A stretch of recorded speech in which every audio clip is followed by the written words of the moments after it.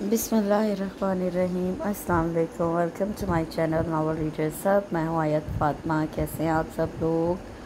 सबसे पहले तो सब लोग जो है ना वो मेरे चैनल को लाइक शेयर सब्सक्राइब अपने फ्रेंड्स एंड फैमिली के साथ ज़रूर करवाएं। व्यूज़ बहुत कम आ रहे हैं। काइंडली रोज़ का जो नावल है उसके ऊपर कमेंट किया करें, लाइक किया करें, मुझे सपोर्ट मिलेगी और आपका बहुत बहुत शुक्रिया एडवांस। और नावल पसंद करने का बहुत शुक्रिया। नावल्स मैं आपकी पसंद के ही सारे पढ़ रही हूँ। मेरी कोशिश होती है कि जिस तरह का मटेरियल आप लोग पसंद करते हैं मैं उसी के हिसाब से रिकॉर्डिंग करके तो अपलोडिंग करूँ। तो आज जो नावल है वो भी बहुत प्यारा नावल है।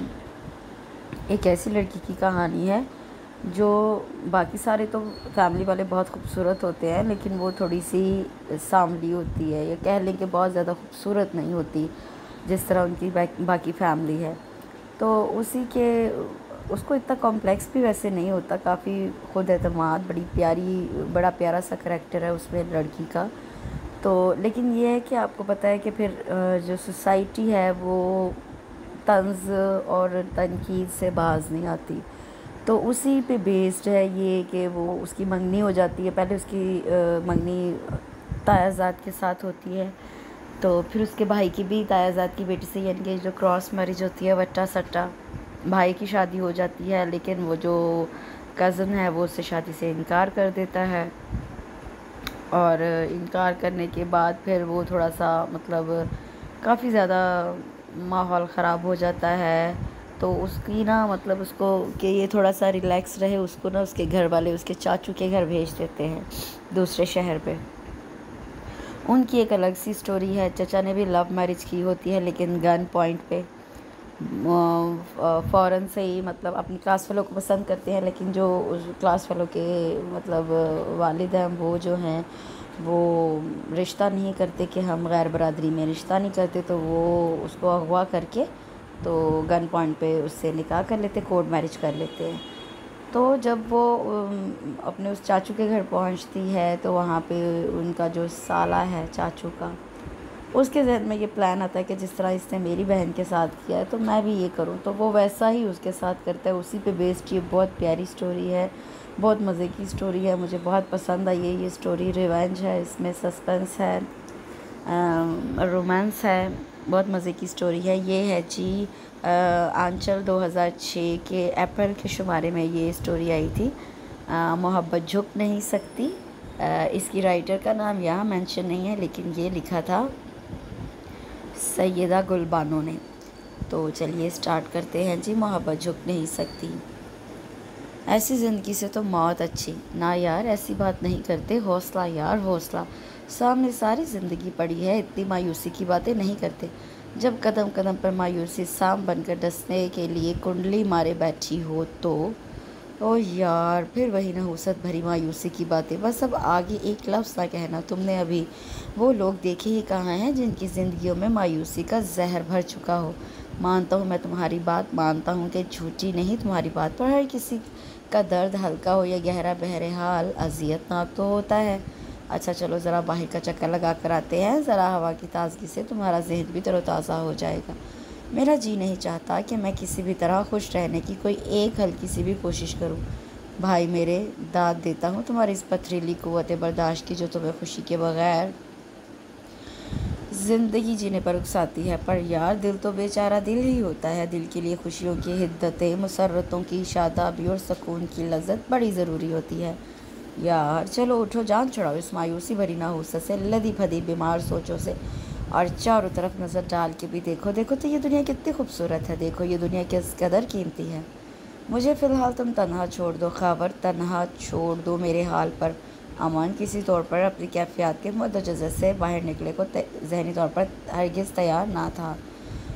ख़ावर ने एक मायूस निगाह उस पर डाली और फिर आहिस्तगी से उसका कंधा थपक कर उसके पास से उठ गया, क्योंकि वो जानता था कि जिस तरह वो अमन के लिए परेशान होने पर मजबूर था, इसी तरह अमन भी खुशी और शादमानी के किसी भी मंजर से नज़रें चुराकर नठाल ज़िंदगी गुजारने पर मजबूर था। ख़ावर अमन की हयात के इस दुख से आशना था जिससे अमन की रग रग में दर्द भरा हुआ था। ख़ावर उसके लड़कपन के दौर से उसका करीबी दोस्त और साथी था। जिस कदर अमन ने उसको खुद से अजीज़ रखा था, उस कदर ख़ावर भी उसे अहमियत देता था। पर इस मामले में अमन उससे भी दूर भाग रहा था। सच तो ये था कि अमन अपने साए से भी दूर भागने लगा था।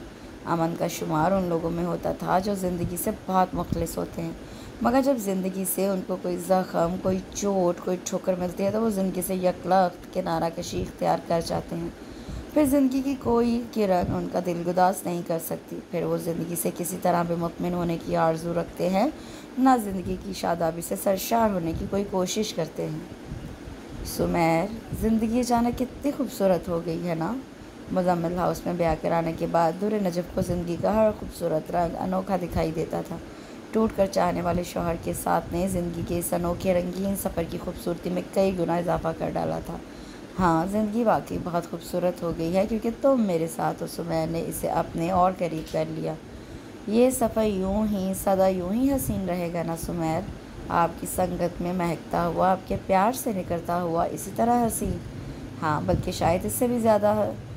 सुमैर के मजबूत हाथ में उसका नम हाथ भीज गया। दूर नजफ़ ने एक अलवही निसार होती निगाह खुद पर झुके सुमैर के रोशन मुस्कुराते चेहरे पर डाली और फिर मुस्कुरा के सुमैर के कंधे पर सर रखकर पलकें मूंद ली। सुमैर की बाहों का हिसार मज़ीद मजबूत हुआ। उसके बालों पर मोहब्बत की महर सबत करने के बाद सुमैर ने उसके सर पर गाल टिकाकर उसके दूसरे हाथ को भी अपने हाथों की गिरफ्त पर समेट लिया। ये मुज़म्मिल हाउस के लॉन में चार अतराफ में फैलाए एक खूबसूरत रात की खुशबू बिखेरती खुनकी से लिपटी चांदनी में निखरता दिलगज़ाज़ मंज़र था। और कुछ मंज़र कितने भरपूर होते हैं, कितने मुकम्मल होते हैं कि जैसे ये दुनिया फ़कत उन्हीं मनाज़र का एक भरपूर और मुकम्मल नज़ारा नज़र आती है, और ज़िंदगी जैसे उन्हीं मनाज़र का दिलकश पहलू और सच्चा इस्तारा लगती है, और हर सिमत जैसे भरपूर, मुकम्मल, तहसीन, पुरसकून, सरशार ज़िंदगी और बस ज़िंदगी ही रक़्स करती महसूस होती है। अपने कमरे की खिड़की से लॉन में जन्म लेते उस हसीन मंज़र से नज़रें चुराकर खिड़की का पर्दा खींच दिया।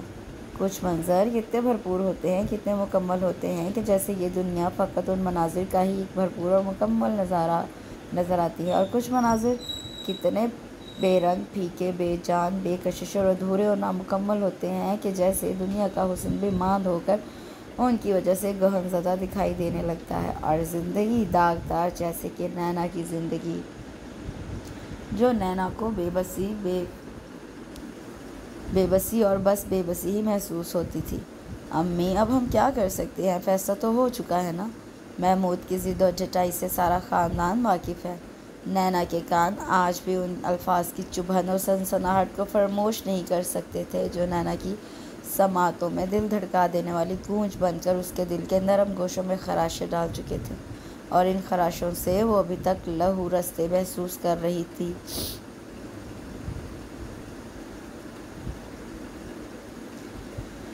वो तो मैं जानती हूँ कि महमूद की ज़िद और ढिठाई से सारा ज़माना वाकिफ़ है, पर सुमैर बेटा, तुम्हारी सार पसंद तबीयत से भी सारा ज़माना वाकिफ़ है। कोई नहीं सोच सकता था ये बात कि तुम बहन के मुकाबले में ससुराल को तरजीह दोगे। ये नैना की माँ के मजरू अल्फाज थे, जो एक तरफ इकलौते बेटे की ज़िंदगी की कामयाबी की दुआएं करती ना थकती, तो दूसरी तरफ इकलौती बेटी की ज़िंदगी को कोई रोग लगते ना देख सकती थी।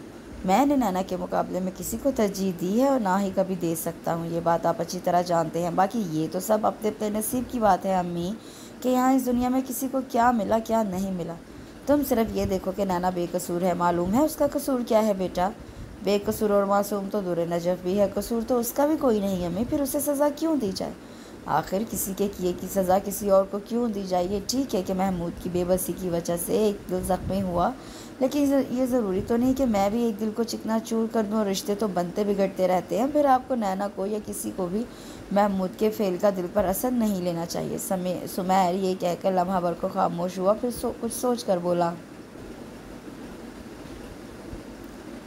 और वैसे भी इस मामले में बाबा जान की गलती है। असलम अंकल उनके दोस्त हैं, वो बाबा जान की बहुत कदर करते हैं, मगर फिर भी बाबा जान को ख़ुद से नैना का प्रपोज़ल उनके सामने नहीं रखना चाहिए था। जबकि असलम अंकल ख़ुद भी अपने बेटे की नाअहली का रोना अक्सर बाबा जान के सामने रोते ही आए हैं।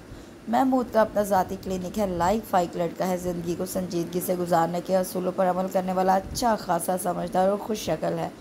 वालिदैन को तो अपनी औलाद से किसी न किसी कोताही का शिकवा रहता ही है, क्योंकि वालिदैन का ज़िंदगी के लिए तजर्बा पुख्ता होता है, जबकि औलाद अभी सीखने, समझने, बरतने के दौर में होती है, इसलिए उम्र के मुख्तलिफ हिस्सों में उनका मुख्तलिफ नुक्ता नज़र होता है। पर देखने वाली आंख तो देख सकती है ना कि महमूद इस तेज़ रफ्तार ज़िंदगी के साथ चलने वाला इंसान है, जबकि असलम भाई उम्र के उस दौर में है कि जहाँ इंसान फूंक फूंक कर कदम रखने पर मजबूर होता है। महमूद की ज़िंदगी या लाइफस्टाइल में मॉडर्निज़म है, जबकि असलम भाई पुराने ज़माने की पुरानी सोच रखने वाले हम जैसे उम्र रसीदा लोगों की लिस्ट में शामिल हैं। मगर महमूद भी तो गलत नहीं था, हर इंसान में कोई ना कोई ऐप तो होता ही है। बस तो फिर ठीक है, उसने नैना को रिजेक्ट कर दिया, आप उसके इस फेल को उसकी ज़ात का ऐप समझ कर नज़रअंदाज कर दें और भुलाने की कोशिश करें इस किस्से को प्लीज़। कैसे भुला दें? बात सिर्फ नैना को ठुकराने की नहीं है बेटा, उसने अपने ख़ानदान में नैना की ज़ात को किस तरह हकीर और बेमोल साबित करने का घटियापन दिखाया। अब ये बार बार दोहराने वाली बात नहीं। तुम जानते हो कि उसने नैना के लिए किस किस्म के अल्फाज इस्तेमाल करने के बाद उसे मुस्तरद करने का इक़दाम अपनाया। नैना को अब तक तो इन अल्फाज का आदी हो जाना चाहिए, बल्कि वो बचपन से होश संभालने के बाद से अब तक अपने लिए वो सब सुनती आई है। किसी के कहने से क्या होता है अम्मी, नैना हमारे लिए कितनी कीमती, कितनी अहम और अनमोल है। नैना को सिर्फ ये बात याद रखनी चाहिए, वो क्यों दुनिया की फ़िक्र करती है। क्या वो बदसूरत है? हरगिज़ नहीं। वो किसी तौर पर भी किसी भी रुख से बदसूरत शख्सियत की मालिक नहीं। आम शक्ल सूरत रखना कोई ऐब या बदसूरती नहीं है। हमारे लिए तो वो एक फूल की तरह खूबसूरत और पुरकशिश है, मासूम कलियों की तरह नाजुक और तवज्जो की मुस्तहिक। हमारे प्यार में तो रोज़ बरोज़ उसके लिए इजाफ़ा ही हुआ है। अगर हमारी मोहब्बत में कभी कोई उसे कमी महसूस हुई है तो वह हमसे खुल कर शिकवा कर सकती है, मगर महमूद की बातों को बिला वजह अपने असाब पर सवार करके अपनी ज़िंदगी को बेसकूनी से दो चार करने से क्या हासिल। बाकी रही नजब की बात, तो आप जानती हैं अम्मी, इंसान की ज़िंदगी में हर रिश्ते की अहमियत जुदा होती है, हर जज्बे की मुख्तलिफ कैफियत और हर फ़र्द की अलग हैसियत और कदर कीमत होती है। नजफ़ मेरे लिए बहुत ख़ास, बहुत अहम है। मैंने नजफ़ से इसलिए शादी नहीं की कि मैं उसे किसी भी ख़ानदानी मुखालफत की भेंट चढ़ा दूँ, बल्कि मैंने इसलिए उसे अपनी बीवी बनाया कि मैं उम्र भर उसकी ज़िंदगी को खुशियों से हमकिनार रखूँ। हाँ, अगर नजफ़ से आप लोगों को कोई शिकायत हो तो मैं कभी उसे आप लोगों पर तरजीह नहीं दूँगा, बशर्त ये कि वो कसूरवार हो। सुमैर ने इतना कहकर जैसे बात ही ख़त्म कर डाली थी। सुबह का अखबार सुमैर तक पहुंचाने वाली नैना पत्थर की मूर्ति की तरह साकित खड़ी थी। सुमैर ठीक कहता है कुदसिया, जिस गांव जाना ना हो उसके कौस गिरने से क्या फ़ायदा। मेरा भी यही ख्याल है कि अब इस किस्से को फरामोश करने की हमें कोशिश करनी चाहिए। हम सब मिलकर ही इस वाक़े की तलखी को नैना की ज़िंदगी से खारिज कर सकते हैं। वो तो बच्ची है, अभी कम उम्र है इन मसले मसाइल को समझने और उस ज़िंदगी के उल्टे सीधे झमेलों को सुलझाने के लिए तो एक पूरी उम्र दरकार होती है। गलती यकीनन मेरी ही है। शायद सुमैर ठीक कहता है कि मैंने ये जानते हुए भी नैना का रिश्ता खुद प्लेट में रखकर उनके आगे क्यों पेश किया, कि जबकि मैं जानता था कि असलम का अपनी औलाद पर कुछ जोर नहीं चलता। असलम ने तो मुझे वक्त पर ही खबरदार किया था कि नैना का नाम भी महमूद के सामने लेना नैना की कदर घटाने वाली बात होगी, पर मैं दिल के हाथों मजबूर बज़िद रहा। शायद महमूद नैना के लिए इनकार ना करे, मगर इनकार तो क्या, उस वक्त ने नैना को कम शक्ली का ताना देकर हमारे तो दिल ही छलनी कर दिए। और सबसे बड़ी मुसीबत ये कि उस कमले ने अपनी नापसंदीदगी बराह रास्त नैना तक पहुँचाकर मालूम नहीं अपने किस कमीनगी की तस्कीन हासिल की। बात हम तक रहती तो नैना को लाइल्म रखते, पर मालूम नहीं उस नाहिंजार महमूद ने किस बात का बदला लिया है हमसे। बहुत देर खामोश बैठे अब्बास ने धीरे धीरे दिल का गुबार निकाला। बाबा जान, आप तो ऐसी दिल शिकस्तगी की बातें ना करें। ऐसा क्या गज़ब हो गया जो आप लोग यूँ नैना की फ़िक्र में घुले जा रहे हैं। मैंने हमेशा आप दोनों को नैना की शादी के मामले में बहुत खाइफ और मुस्तरब देखा है। 4 फुट 11 इंच की कदोकामत के साथ गंदमी रंगत कोई बहुत बड़ा ऐप तो नहीं है। आप ये भी देखेंगे नैना कितनी समझदार, नेक और प्यार करने वाली है। ये ठीक है कि आज तक ज़्यादातर ऐसी फैमिली से नैना के लिए रिश्ते आए जिन्होंने पहली नज़र में नैना की बस कबूल सूरती को बहाना बनाकर नैना को मुस्तरद कर किया। पर आप लोग ये भी याद रखें कि आपने मेरे लिए भी तो लड़की के इंतखाब में कितनी ही लड़कियों के वालिदैन से ऐसे ही मुख्तलिफ वजूहात की बिना पर माजरत की थी। किसी की तालीम कम होने, किसी को कदोकामत की वजह से, किसी की चमकती दमकती रंगत तो किसी की सीरत निखरी शफाफ ना होने की वजह से। बाबा जान प्लीज़ इन आम सी बातों के पीछे आप अपनी बात ख़ास बेटी को कमतर महसूस ना करें। सुमैर किसी तौर पर भी नैना के लिए मुतफक्किर और मलूल ना था। नैना के लिए उसके लबो लहजे में हमेशा वाली उम्मीद, मोहब्बत और अहमियत झलक रही थी, एतमाद खनक रहा था।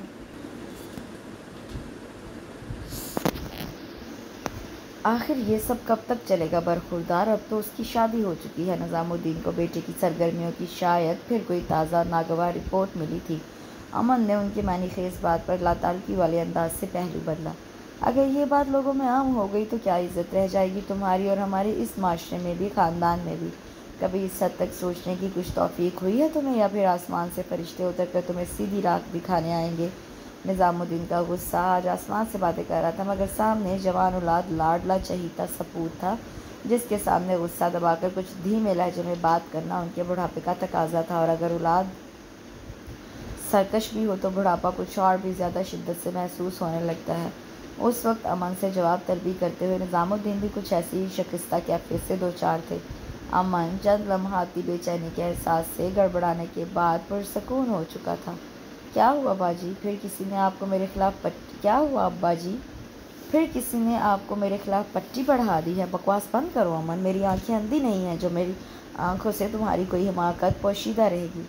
शादी हो गई है उसकी, अब तो उसे बख्श दें। अब तो वो हिमाकत आपके घर, बल्कि आपके शहर से भी सैकड़ों मील दूर किसी और के घर में मेरी तरह बेबसी की ज़िंदगी गुजार रही है।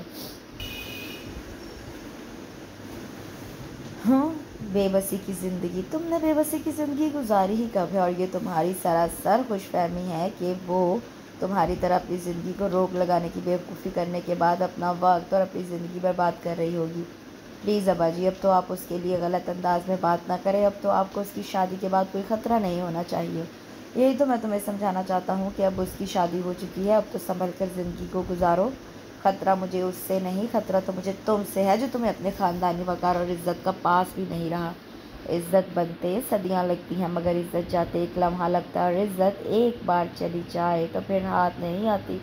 निज़ामुद्दीन का गुस्सा बढ़ रहा था। मैंने ऐसा कोई काम नहीं किया जिससे हमारी या हमारे ख़ानदान की इज़्ज़त और वक़ार पर कोई हर्फ आए। अमन का लहजा पुरसकून था। तुम मुझसे मिलना छोड़ दो, तुम उसके यहाँ जाना छोड़ दो, तो उससे जुड़े हुए सारे रिश्ते नाते तोड़ दो। निज़ामुद्दीन गरजे, ये मेरे लिए नामुमकिन है, और नामुमकिन को मुमकिन उस वक्त बनाने की सही की जाती है जब इंसान का दिलो दिमाग बाहमी रजामंदी के साथ इंसान की हौसला अफजाई करे। अमन ने अपने लहजे को बदस्तूर पुरसकून रखा। तो ये तुम्हारा आखिरी फ़ैसला है? निज़ामुद्दीन का लहजा यक बस्ता होने लगा। आप यही समझना चाहते हैं तो समझ लें, वरना मेरा तो उस मामले में जो आखिरी फ़ैसला है वो आपके इल्म में है। अमन ने कहा, मैं सब जानता हूँ, ये सारी उसकी पढ़ाई हुई पट्टी है और ये तुम्हारे मुंह में उसकी ज़ुबान बोल रही है, मगर याद रखो जो मेरा आखिरी फ़ैसला था और रहेगा, और तुम भी उससे अच्छी तरह वाकिफ़ हो, और वही मेरा आखिरी फ़ैसला भी है, जिसे तुम्हारी या उसकी कोई चाल या तुम दोनों की कोई मिली भगत इस फैसले की दीवारों में हल्की सी दरार भी नहीं डाल सकती। मेरे फैसले को बदलना तो दूर की बात है।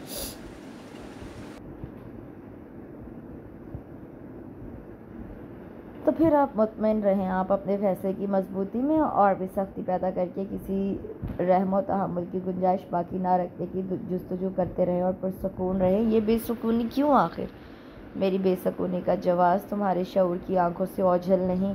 निज़ामुद्दीन ने बेटे की आंखों में घूरा। जो आप चाहते हैं वो मेरे बस की बात नहीं। आप जानते हैं जो भी उसने किया वो किस कदर मजबूर होकर किया, बल्कि उसे ऐसा करने पर मजबूर किया गया।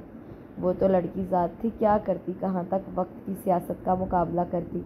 औरत की सारी तरहदारी और जुर्रतमंदी मर्द ज़ात के सामने साबुन के झाग की तरह बैठ जाती है।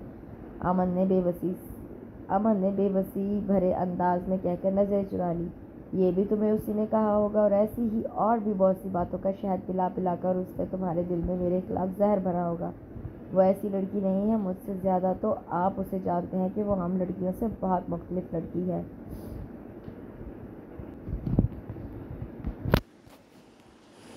हाँ, उसके इस कारनामे ने उसे दुनिया की सब लड़कियों से बिल्कुल मुख्तलिफ और मुनफरिद ही तो बना दिया है। निज़ामुद्दीन के लफ्ज़ में नफ़रत थी। अमन ने एक दिल गिरफ्तार निगाह के साथ बाप के पथरीले तासरात वाले चेहरे के समत देखा। हमें दूसरों की बेबसी पर रहम फरमाने का हुक्म हुआ है, अमन ने एक कमज़ोर कोशिश के तहत दबे दबे अंदाज में कहा। तो निज़ामुद्दीन यकलख्त फट पड़े। तुम मेरे बाप नहीं हो, मैं तुम्हारा बाप हूँ, मुझे सबक पढ़ाने की ज़रूरत नहीं। रहम उस पर किया जाता है जो रहम के काबिल हो, और वो ना रहम के काबिल है, ना माफ़ी के काबिल है, और ना ही उस बात की ही मुस्तहिक कि वो तुमको मेरे ख़िलाफ़ इस्तेमाल करने की घटिया साजिशें बनाती रहे। निज़ामुद्दीन का पारा आसमान की बुलंदियों तक पहुंच चुका था। वो अमन के सामने हमेशा नरमी की ज़बान में बात करने के आदी थे, मगर उस वक्त अमन की बातों ने उनको पूरी तरह से मुश्तिल कर डाला और वो यकदम चिराग़ हो उठे थे। अमन ने एक बेबस नज़र के साथ आग बगोला होते निज़ामुद्दीन को देखा, फिर खामोशी से वहाँ से उठ जाने में ही मसलहत समझी। मेरे ख़्याल में नैना को कुछ दिन के लिए फ़र्रुख के पास ना भेज दे, जैसा तो मुनासिब समझो। मैंने सोचा कि कुछ दिन वहाँ गुजार के आएगी तो उसका दिल भी बहल चुका होगा। आपने देखा नहीं उसकी सेहत पहले से कितनी गिर चुकी है। हाँ, उस मनहूस वाक़े ने तो हमारा हौसला भी तोड़ डाला है।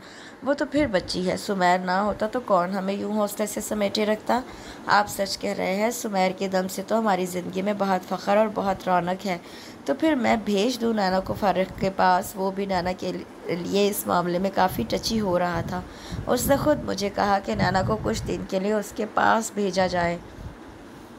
हाँ ठीक है, भेज दो। इस तरह फ़र्रुख की खफगी भी दूर हो जाएगी। हाँ, वो बहुत गिला कर रहा था कि हम उसके निकाह में शरीक नहीं हुए।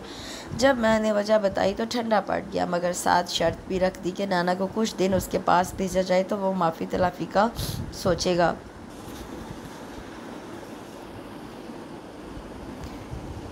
बड़ा ही अच्छा लड़का है, मगर अफसोस कि वो जितनी मोहब्बत हमसे करता है, हम मोहब्बत के मामले में उससे बहुत पीछे हैं।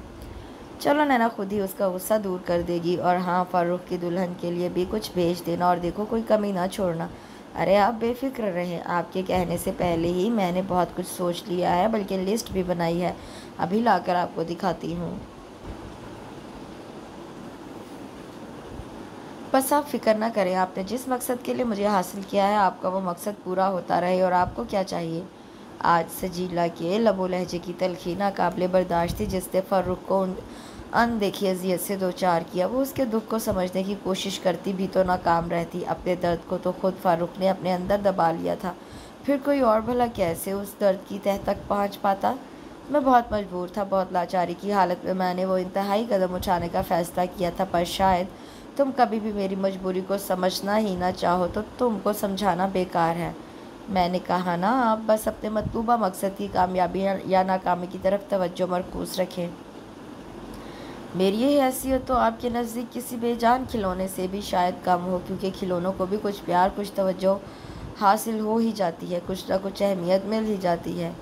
ये बस तुम्हारी बेकार की सोचें हैं। तुम जानती हो कि तुम्हारी हैसियत या तुम्हारी अहमियत मेरी ज़िंदगी में क्या है। तुम मेरी चाहत हो सजीला। कौन जाने क्या किसकी चाहत है। तुम ज़्यादती कर रही हो सजीला, मेरी चाहत पर शक करने का तुम्हें कोई हक़ नहीं। हाँ, सारे हकूक़ तो आपको ही हासिल है। सजीला शिकस्त खुर्दगी के साथ बोली। फ़र्रुख लाजवाब सा होकर उसे देखने लगा। अभी वो कुछ कहता, मगर मोबाइल की टोन में मज़ीद दोनों के दरमियान खामोशी को कुछ और तवालत बख्शी। एक बोझल सांस के साथ फ़र्रुख ने चेयर की पुश्तगाह के साथ कमर लगाकर मोबाइल कान से लगाया। सजीला खामोशी से चाय के हल्के हल्के सिप लेने लगी। मुलाजमा किचन से बाहर आ रही थी। उसने उन दोनों को मनी खेजी से देखा, जिनके रवैये और तासुरात से एक दूसरे के लिए अजनबियत साफ छलकती थी। सजीला को उसकी नज़रों से उलझन महसूस होने लगी। मुलाजमा सजीला की आंखों से छलकती कुरख्तगी को देखकर फ़ौरन संभल कर अनजान सी बन के टेबल पर से बर्तन समेटने लगी। वाह, क्या खुशी की खबर मिली है सुबह ही सुबह। फ़र्रुख मोबाइल पर किसी से मुख्तसरन बातचीत के बाद मोबाइल ऑफ करते ही चहका। सजीला ने देखा फ़र्रुख का चेहरा दमक रहा था। मुलाजमा की वजह से वो फ़र्रुख की बातों की जानिब तवज्जो मरकूज़ ना रख पाई, इसलिए वो उस खुशी की खबर के बारे में कोई अंदाज़ा ना कर सकी। नैना आ रही है आज अभी चंद घंटों के बाद। फ़र्रुख वाकई बहुत खुश नज़र आने लगा। आंखों की थकावट, चेहरे पे बोझल सोचों की कसाफत में तेज़ी से कमी वाक़या हो रही थी, मगर सजीला के चेहरे के तासुरात में नागवारी घुलने लगी, जिसे महसूस करके भी फ़र्रुख अनजान बन गया। नैना के आने की ख़बर ने मुझे बहुत रिलैक्स कर दिया है। मुझे यकीन है कि नैना के आने से तुम भी बहुत अच्छा महसूस करने लगेगी। नैना बहुत अच्छी लड़की है। फ़र्रुख खासा पुरजोश दिखाई दे रहा था। नैना बहुत ही ज़बरदस्त लड़की है, बड़ी पुरएतमाद और मासूम सी है। एक तरफ पुरएतमाद होने और दूसरी तरफ मासूम और सादा लो होने की खसूसियात ने उसकी नाजुक सी शख्सियत को बहुत दिलचस्प और चार्मफुल रूप में ढाल दिया है। मैंने ऐसी लड़कियां बहुत कम देखी हैं अपनी ज़िंदगी में। फ़ारूक की ज़ुबान पर नैना के कसीदे मचल मचल कर उसकी मुस्कुराहट को गहरा कर रहे थे। सजीला के अंदाज़ व तासुरात में रत्ती बराबर फ़र्क न आया था। नैना के साथ फ़ारूक का क्या रिश्ता था? वो फ़ारूक की कौन लगती थी? ऐसे ही कई और सवालात सजीला को अंदर से नैना की ज़ात के लिए मुतजस्सिस कर चुके थे, मगर बचाए कोई सवाल करने के वो फ़ारूक के सामने चुप ही रही। तुम नैना से मिलोगी तो फिर तुम भी नैना के लिए ऐसा ही सोचने लगोगी जैसा कि मैं तुम्हें बता रहा हूँ। फ़ारूक ने चंद लम्हाती खामोशी के बाद कहा। सजीला अब भी चुप साधे रही। नैना वाकई बहुत अच्छी लड़की है, उससे मिलकर तुम्हें भी बहुत खुशी होगी। तुम्हें भी उससे मिलना, उससे बात करना अच्छा लगेगा। फ़ारूक अब भी लहजा बलहजा खामोशी के साथ नैना की तारीफ़ में गुम था। फ़ारूक के चेहरे पर नैना के नाम, नैना के ज़िक्र से खुशी का हर रंग गहरा हो रहा था, पर सजीला गुमसुम बैठी थी। फ़ारूक की तरह वो नैना की आमद की खबर से खुश तो ना हो सकी थी, पर अंदर ही अंदर बेचैन ज़रूर होने लगी थी। अमन ने थककर बाप के रूबरू आना ही छोड़ दिया था। वो निज़ामुद्दीन का सामना करने से ही कतराने लगा। वो जानता था कि अभी वो बेरोज़गार है। पिछले साल ही वो फाइनल ईयर को भुगताने के बाद जॉब की कोशिशों में आजकल मसरूफ़ था। ऐसी बेरोज़गारी की ज़िंदगी के साथ वो किसी तरह भी बाप के साथ खुल्लम खुला बगावत के बारे में सोचता भी तो अपनी सैकड़ों ज़रूरतों के लिए किसके सामने हाथ फैलाता। इस दौर में कि जब सिर्फ दो इंसानों के दरमियान अच्छे मरासिम और रवाबित कायम रखने के लिए भी पैसा और अमारत हायल हो जाती थी, जायदाद में अपने हकूक़ का मुतालबा करने के बारे में तो वो सोचते हुए भी बेबस हो जाता था कि निज़ामुद्दीन से कुछ बाइद ना था कि उसे आँख ही कर डालते, क्योंकि उन दिनों वो हर बात के लिए इस कदर संगदिल पथरीली रविश इख्तियार किए हुए थे। बस हालात ही अब ऐसे थे कि अमन का अपने ही वजूद में दम घुटता था। तब ऐसे में अगर थोड़ी बहुत राहत नसीब होती भी तो एक उसी की सूरत को देखकर जिसकी वजह से हालात ने ऐसा तकलीफ़देह रूप धारा था। आज भी वो कुशां कुशां उसकी सिमत खिंचा चला आया था। अरे अमन तुम, ओह आज मेरा दिल तुम्हारे लिए बहुत उदास हो रहा था। बहुत अच्छा किया कि तुम चले आए। वो उसे सामने पाकर बच्चों की तरह खिल उठी थी। अमन का दिल उसकी मुस्कुराहट से बाग बाग हो गया। वो उसका हाथ अपने हाथों में भींचे उसे अंदर ले आई। अमन ने चुपचाप उसके संग दहलीज पार की थी। आज मैं तुम्हें जल्दी ना जाने दूंगी। वो तो उसे देखकर चहकने लगी थी। अमन की रूह से मलूल और बेजारी ज़ायल होने लगी। उसके मजबूत लबों पर भी मुस्कुराहट अपने आप बिखरने लगी। मैं तो 2-4 दिन यहीं रहने आया हूँ। अमन ने उसे हैरान करना चाहा। वो सचमुच बहुत हैरान होकर उसे देखने लगी और फिर बेयकीनी और खुशी के मिले जुले एहसास में घिरी बेख्तियार हंसी। तुम सच कह रहे हो ना? तुम वाकई सचमुच यहाँ रहोगे मेरे पास? नहीं, मैं सचमुच नहीं, मैं मजाक में तुम्हारे पास रहने आया हूँ। अमन ने उसे छेड़ा और फिर वो हंसने लगी। देखते ही देखते उसकी गजाली आंखों से आंसू चमकने लगे। खबरदार खबरदार, रोगी तुम तो मैं अभी वापस चला जाऊँगा। नहीं, मैं रो तो नहीं रही, वो तो बस यूं ही, ये तो खुशी के मारे। अच्छा, खुशी के मारे आने वाले आंसू हैं तो फिर खैर है।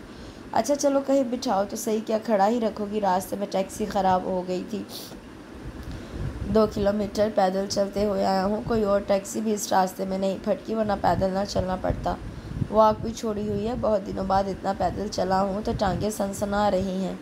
ओहो आ जाओ, मुझे क्या पता था कि पैदल चलकर आए हो। तुम्हें देखकर तो कुछ याद ही नहीं रहता। आ जाओ, वहाँ सोफ़े पर बैठोगे? लाउंज में क्या बेड की ज़रूरत है? अगर बेड मिल जाए तो कसम से रुआ रुआ तुमको दुआएं देगा। अच्छा चलो फिर आ जाओ, मैं गेस्ट रूम खोलती हूँ। वो उजलत में पहले अपने बेडरूम की तरफ गई तो वो भी उसके पीछे चला आया और अगले चंद लम्हों में वो वहीं बेड पर ढह गया। चाबी की तलाश में दराज खोलती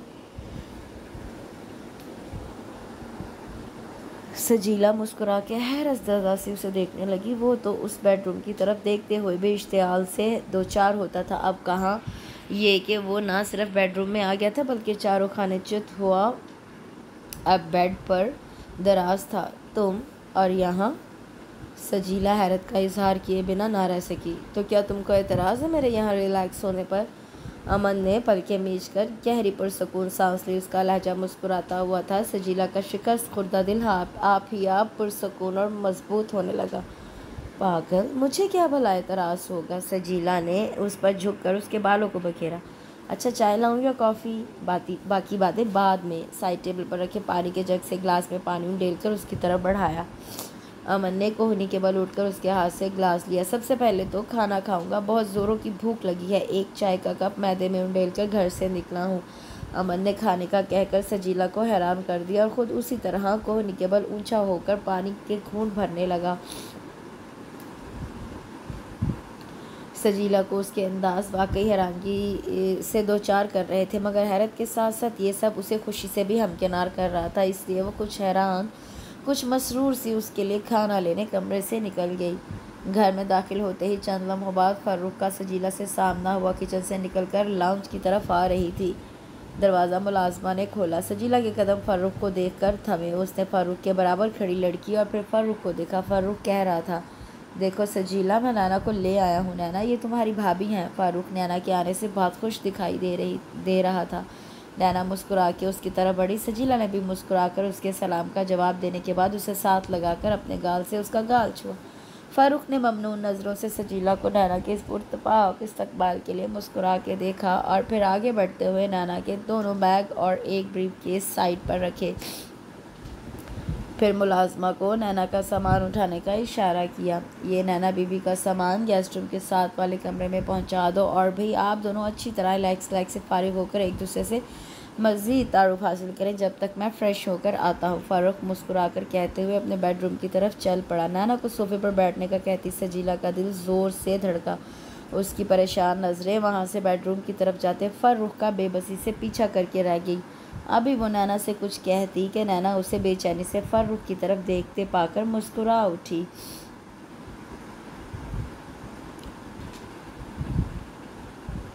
मेरा ख्याल है मैं भी ज़रा फ्रेश हो लूँ भाभी, बाकी बातें बाद में। हाँ, ये लेफ़्ट साइड के बिल्कुल सामने कमरे तो तुम्हारा कमरा है। तुम चलो, मैं फ़ारूक को सूट वगैरह निकाल दूँ, वो अभी चेंज करेंगे ना। सजीला उसे साथ लेकर उसके कमरे की तरफ चली और फिर बीच रास्ते में उसे मुलाजमा के हमरा करके वो तेज़ी से बेडरूम की तरफ आ गई। फ़ारूक बेडरूम तक पहुंचने के बाद दरवाज़ा धकेल कर अंदर दाखिल हो रहा था। जब वो सरहद से उसके पीछे पीछे खींचती चली आई, वो फ़ारूक के करीब पहुंची। उस वक्त तक फ़ारूक अपने बेडरूम के अंदर गैर मुतवक्का मंज़र को देखकर ठठकता बेड पर दराज वजूद को साकित नज़रों से देखने लगा। वो फ़ारूक सजीला का दिल ज़ोर ज़ोर से धड़क रहा था। फ़ारूक ने चेहरा घुमा के उसकी तरफ देखा। सजीला की आंखों में बेबसी थी। फ़ारूक अब छोटे छोटे कदमों से बेड की जानिब बढ़ रहा था। सजीला के कदम भी उसके पीछे उठते चले जा रहे थे। ये कब आया यहाँ? फ़ारूक बेड के करीब पहुंचकर रुक गया और आहिस्तगी से पूछा। जब आप गए तो आपके जाने के आधे घंटे बाद। सजीला का लहजा भी धीमा था। फ़ारूक के माथे पर उलझन और झुंझुलाहट की लकीरें गहरी हो गई। सजीला का दिल अंदर ही अंदर सहमा जा रहा था। वो हरासांसी कभी शौहर को तो कभी बेड पर बेखबर सोए अमन को देख रही थी। मैं इसे जगा दूँ? कुछ और समझ ना आया तो वो अमन को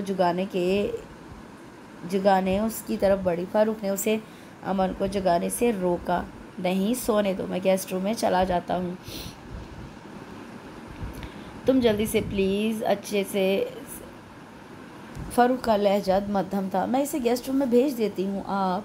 सजीला, रहने दो, ये गहरी नींद सो रहा है, उसके आराम में खलल पड़ेगा। मैं गेस्ट रूम में चला जाता हूँ। तुम जल्दी से प्लीज़ लंच का इंतज़ाम करवा दो सफ़ूरा के साथ मिलकर प्लीज़। नैना को भूख लगी होगी, बहुत ज़्यादा टाइम हो गया है। तुमने लंच कर लिया? नहीं, मैं आप दोनों का इंतज़ार कर रही थी और खाना बस तैयार है। आप जल्दी से शावर लेकर आ जाएं जब तक मैं सफ़ूरा के साथ खाना टेबल पर लगवाती हूँ। इसने खाना खा लिया? फ़ारूक को अमन का ख्याल आया तो उसने पूछा। नहीं, आते ही खाने का शोर मचा रहा था, पर खाना तैयार होने तक ये सो गया था। अच्छा, तुम नैना को कंपनी दो, खाना लगाओ जब तक मैं शावर लेकर आता हूँ।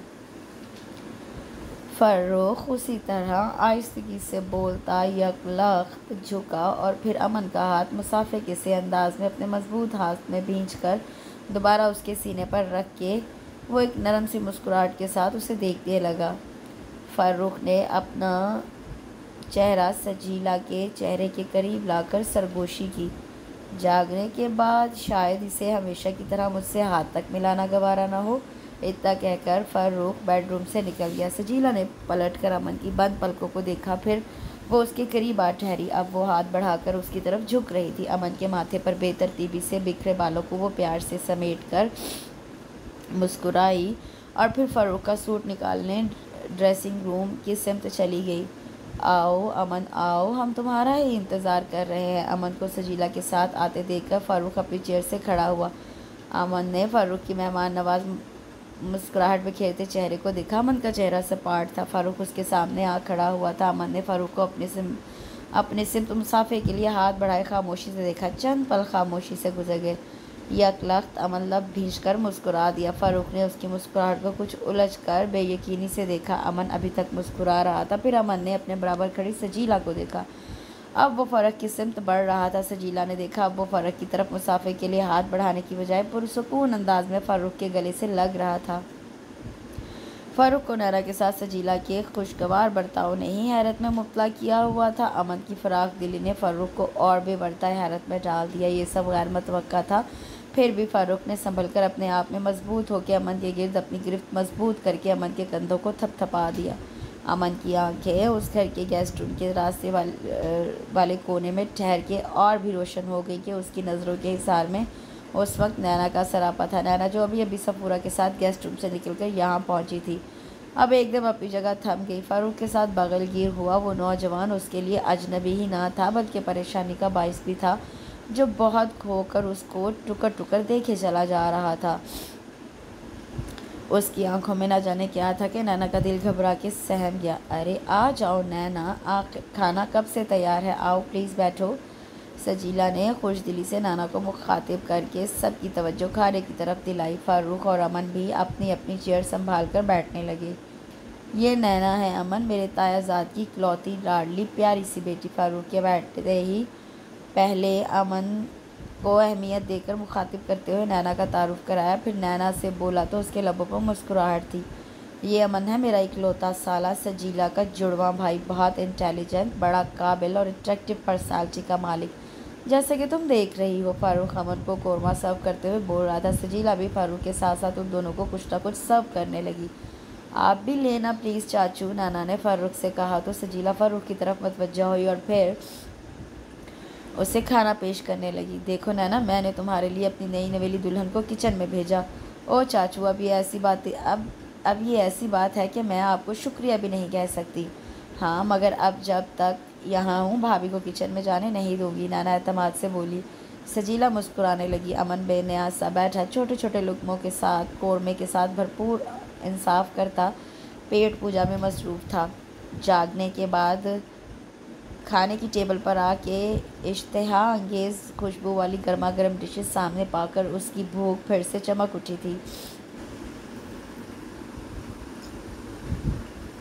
निज़ामुद्दीन को पूरा यकीन था कि दोस्तों के साथ टूर पर जाने का झूठ बोलकर अमन सजीला ही के पास गया था, पर वो क्या करते। जवान सरकश औलाद के सामने, ख़ासतौर पर जवान सरकश बेटे के सामने, वो ख़ुद को बहुत मजबूर महसूस करने लगते थे।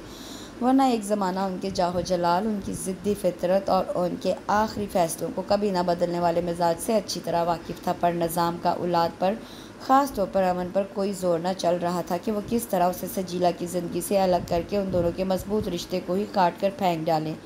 नैना तो पता नहीं क्या क्या कुछ साथ लेकर आई है, मेरे लिए ये सब बहुत ज़्यादा है। वो चारों उस वक्त उनके बेडरूम में ही जमा थे जब फ़ारूक के इशारे पर नैना ने उन दोनों के लिए लाए हुए तोहफ़े निकालकर उनके सामने रखे। नैना के हाथ में ज़ेवरात का डिब्बा देखकर सजीला बोल उठी। नैना मुस्कुराने लगी। सजीला उसके साथ नीचे कारपेट पर बैठी हुई थी। नैना कह रही थी, अरे भाभी, ये सब तो बहुत कम है, आप देखिएगा ज़रा, भाईजान और बाबाजान बिज़नेस की दरपेश मुश्किलात को सुलझाकर फारिग हो जाएं तो हम सब आपके और चाचू के इस खूबसूरत मिलन का कैसा शानदार जश्न मनाएंगे, है ना चाचू। नैना के दिल और अल्फाज में फ़ारूक और उसके लिए बेपाया मोहब्बत थी। सजीला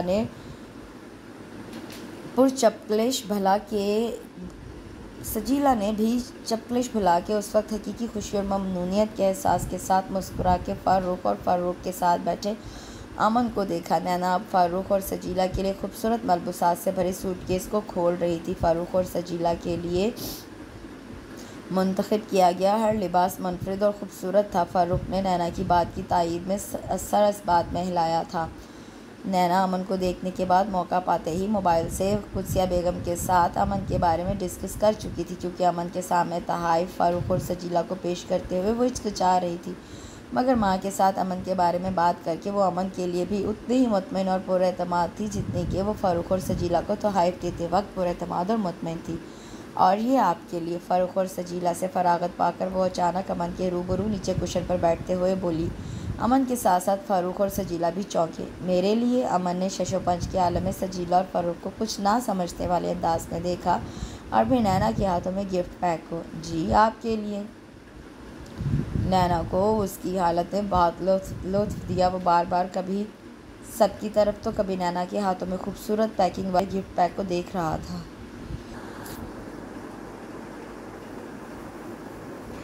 ये वो गिफ्ट पैक था जो नैना ने आदतन अपने लिए पैक करवाया था। उसे अपने लिए गिफ्ट पैक कराना अच्छा लगता था। ये उसकी बचपन की आदत थी या फिर उसका फ़ैसला वक्त करता था कि वो गिफ्ट पैक जो नैना अपने लिए पैक करवाती थी वो कब किसी के पास चला जाता।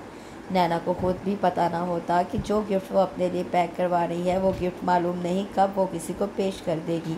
हाँ, मगर ऐसा पहली बार हुआ था कि वो गिफ्ट पैक किसी अजनबी और एक मर्द के हाथों में जा रहा था। इसकी ज़रूरत तो नहीं थी। Anyways, thank you very much. Aman ने मुरव्वतन एक गहरी मुस्कुराहट के साथ वो गिफ्ट पैक नैना के हाथों से ले लिया। नादानिस्ती में अमन के हाथों की लंबी उंगलियों ने गिफ्ट के साथ नैना के नरम हाथों पर भी गिरफ्त की थी। नैना की धड़कनें बोझल होकर मुंतशिर हुईं। वो गिफ्ट पैक अब अमन के हाथों से अमन के घुटने पर पड़ा था। नैना ने अपने हाथ अपनी गोद में रख लिए, जिनके गिर्द अमन की उंगलियों का पुरइस्तेहकाक लम्स हिद्दत छोड़ गया था। वो इस्तेहकाक जो उस गिफ्ट पैक की बदौलत नैना के हाथों की नज़ाकत और मुलायमत के हिस्से में आया था। क्या ये वही गिफ्ट पैक है नैना?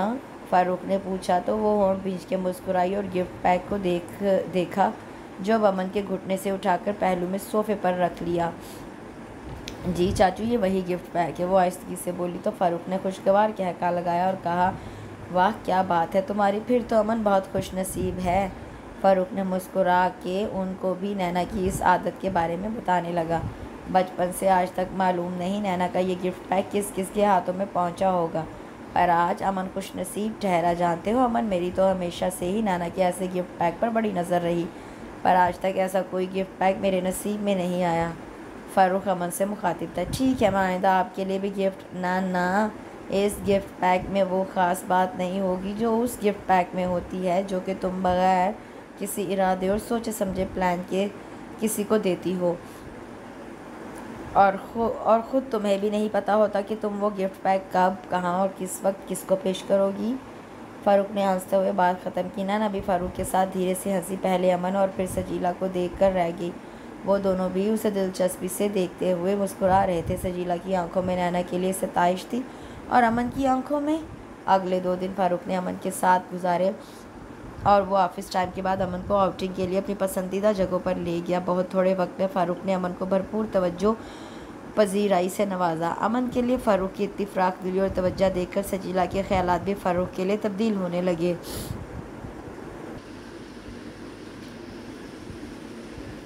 फ़ारूक सजीला को कॉलेज के ज़माने से पसंद करने लगा था। जब तालीम से फ़ारिग होने के बाद फ़ारूक ने सजीला के घर अपना प्रपोज़ल भेजा तो निज़ामुद्दीन ने बेटी की शादी ज़ात बरादरी से बाहर ना करने का फ़ैसला सुनाकर फ़ारूक के प्रपोज़ल को मुस्तरद कर दिया। सजीला के दिल में फ़ारूक के लिए उतनी ही जगह थी जितनी कि कॉलेज या यूनिवर्सिटी में एक साथ तालीमी मदारिज तय करने वाले स्टूडेंट्स की एक दूसरे के लिए उनके दिल या ज़िंदगी में होती है। फ़ारूक ने कभी कॉलेज में अपनी पसंदीदगी प्रपोज़ल से पहले सजीला पर ज़ाहिर ना की। वो सजीला को पसंद करता था। यह हकीकत सजीला पर फ़ारूक के प्रपोज़ल ने आश्कार की। जब बार बार प्रपोज़ल भेजने के बाद भी निज़ामुद्दीन टच से मस ना हुआ तो फ़ारूक ने सजीला को सजीला के घर के करीब शॉपिंग सेंटर से जबरन अपनी गाड़ी में साथ बिठाया और अगले चंद घंटों में सजीला कोर्ट से फ़ारूक के घर में हमेशा हमेशा के लिए फ़ारूक की ज़िंदगी और फ़ारूक के घर का गोशा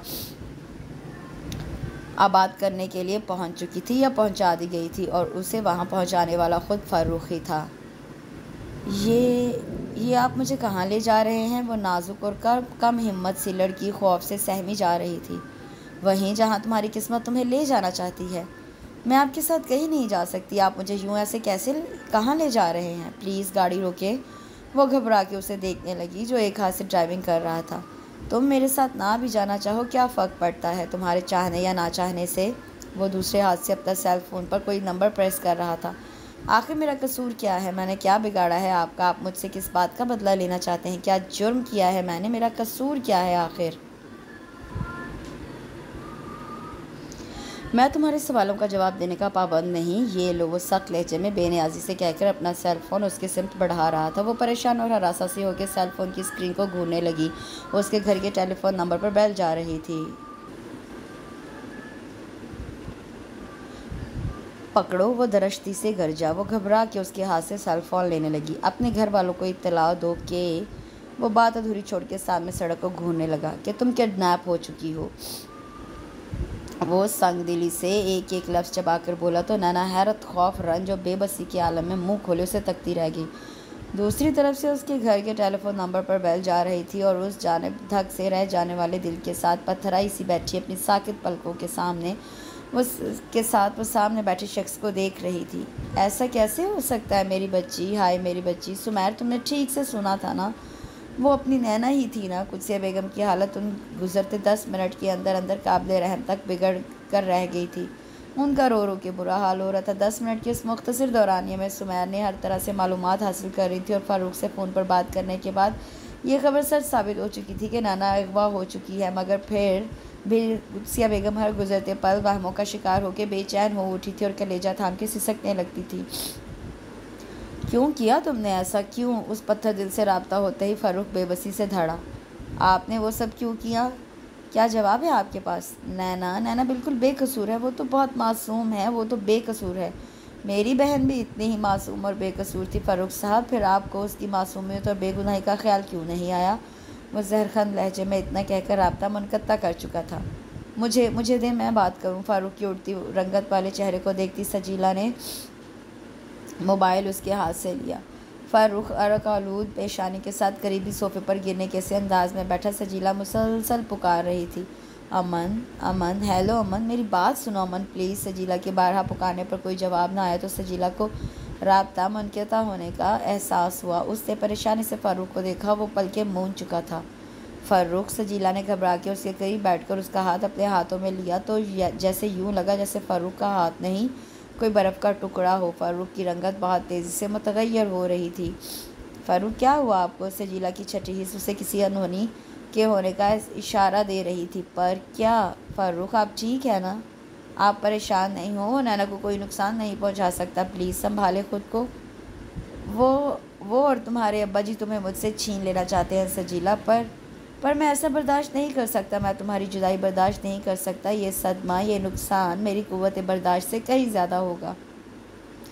ऐसा कुछ सोचते हुए भी, तुमसे बिछड़ने का सोचते हुए भी मेरा दम घुटता है। फ़ारूक बेकरारी के से आलम में अपने गिरेबान के बटन खोलते हुए धीरे धीरे यूँ हाँफने लगा था जैसे उस वक्त वाकई उसका दम सीने में घटा जा रहा हो।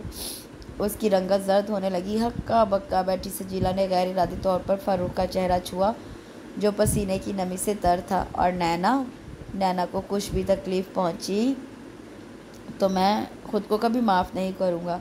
वो ऐसा क्यों कर रहा है? मैंने जो भी किया बहुत बेबस मजबूर होके किया, पर वो ये सब क्यों कर रहा है? वो भी नैना के साथ। वो जो चाहे मुझसे इंतकाम ले लेता, पर नैना, वो तो बेकसूर है, मासूम है। नैना उससे आगे फ़ारूक कुछ भी कहने की हालत में ना था। देखते ही देखते उसकी हालत बिगड़ने लगी थी। परेशान कुन आवाज़ें सुनकर सफ़ूरा वहाँ आई। फिर सोफे पर निढाल होते फ़ारूक की दगरगू हालत देखकर वो लाउंज में पड़े टेलीफोन सेट की तरफ भागी थी। तुमने बहुत अच्छा किया कि तुम इसे यहाँ ले आए हो। मुझे तुम पर फ़ख्र है कि तुमने हमारी दोस्ती की लाज रखी।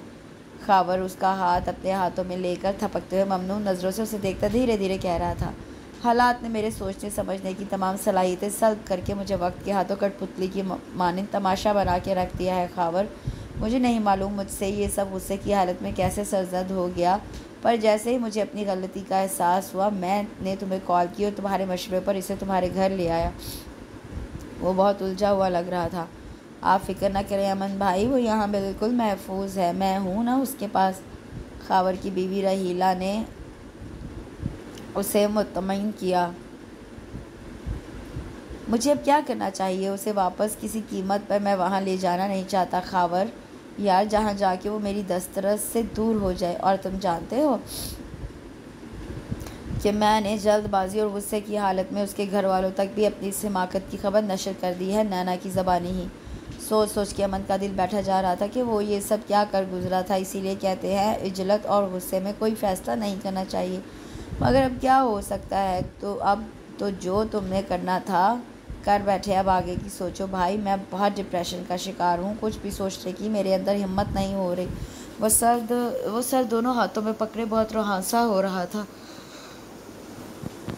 खबर ने रहीला को इशारे से वहाँ से जाने का कहा। वो उठकर वहाँ से चली गई। खबर अमन के सामने से उठकर उसके बराबर में बैठ गया और अमर के कंधे पर हाथ रखा।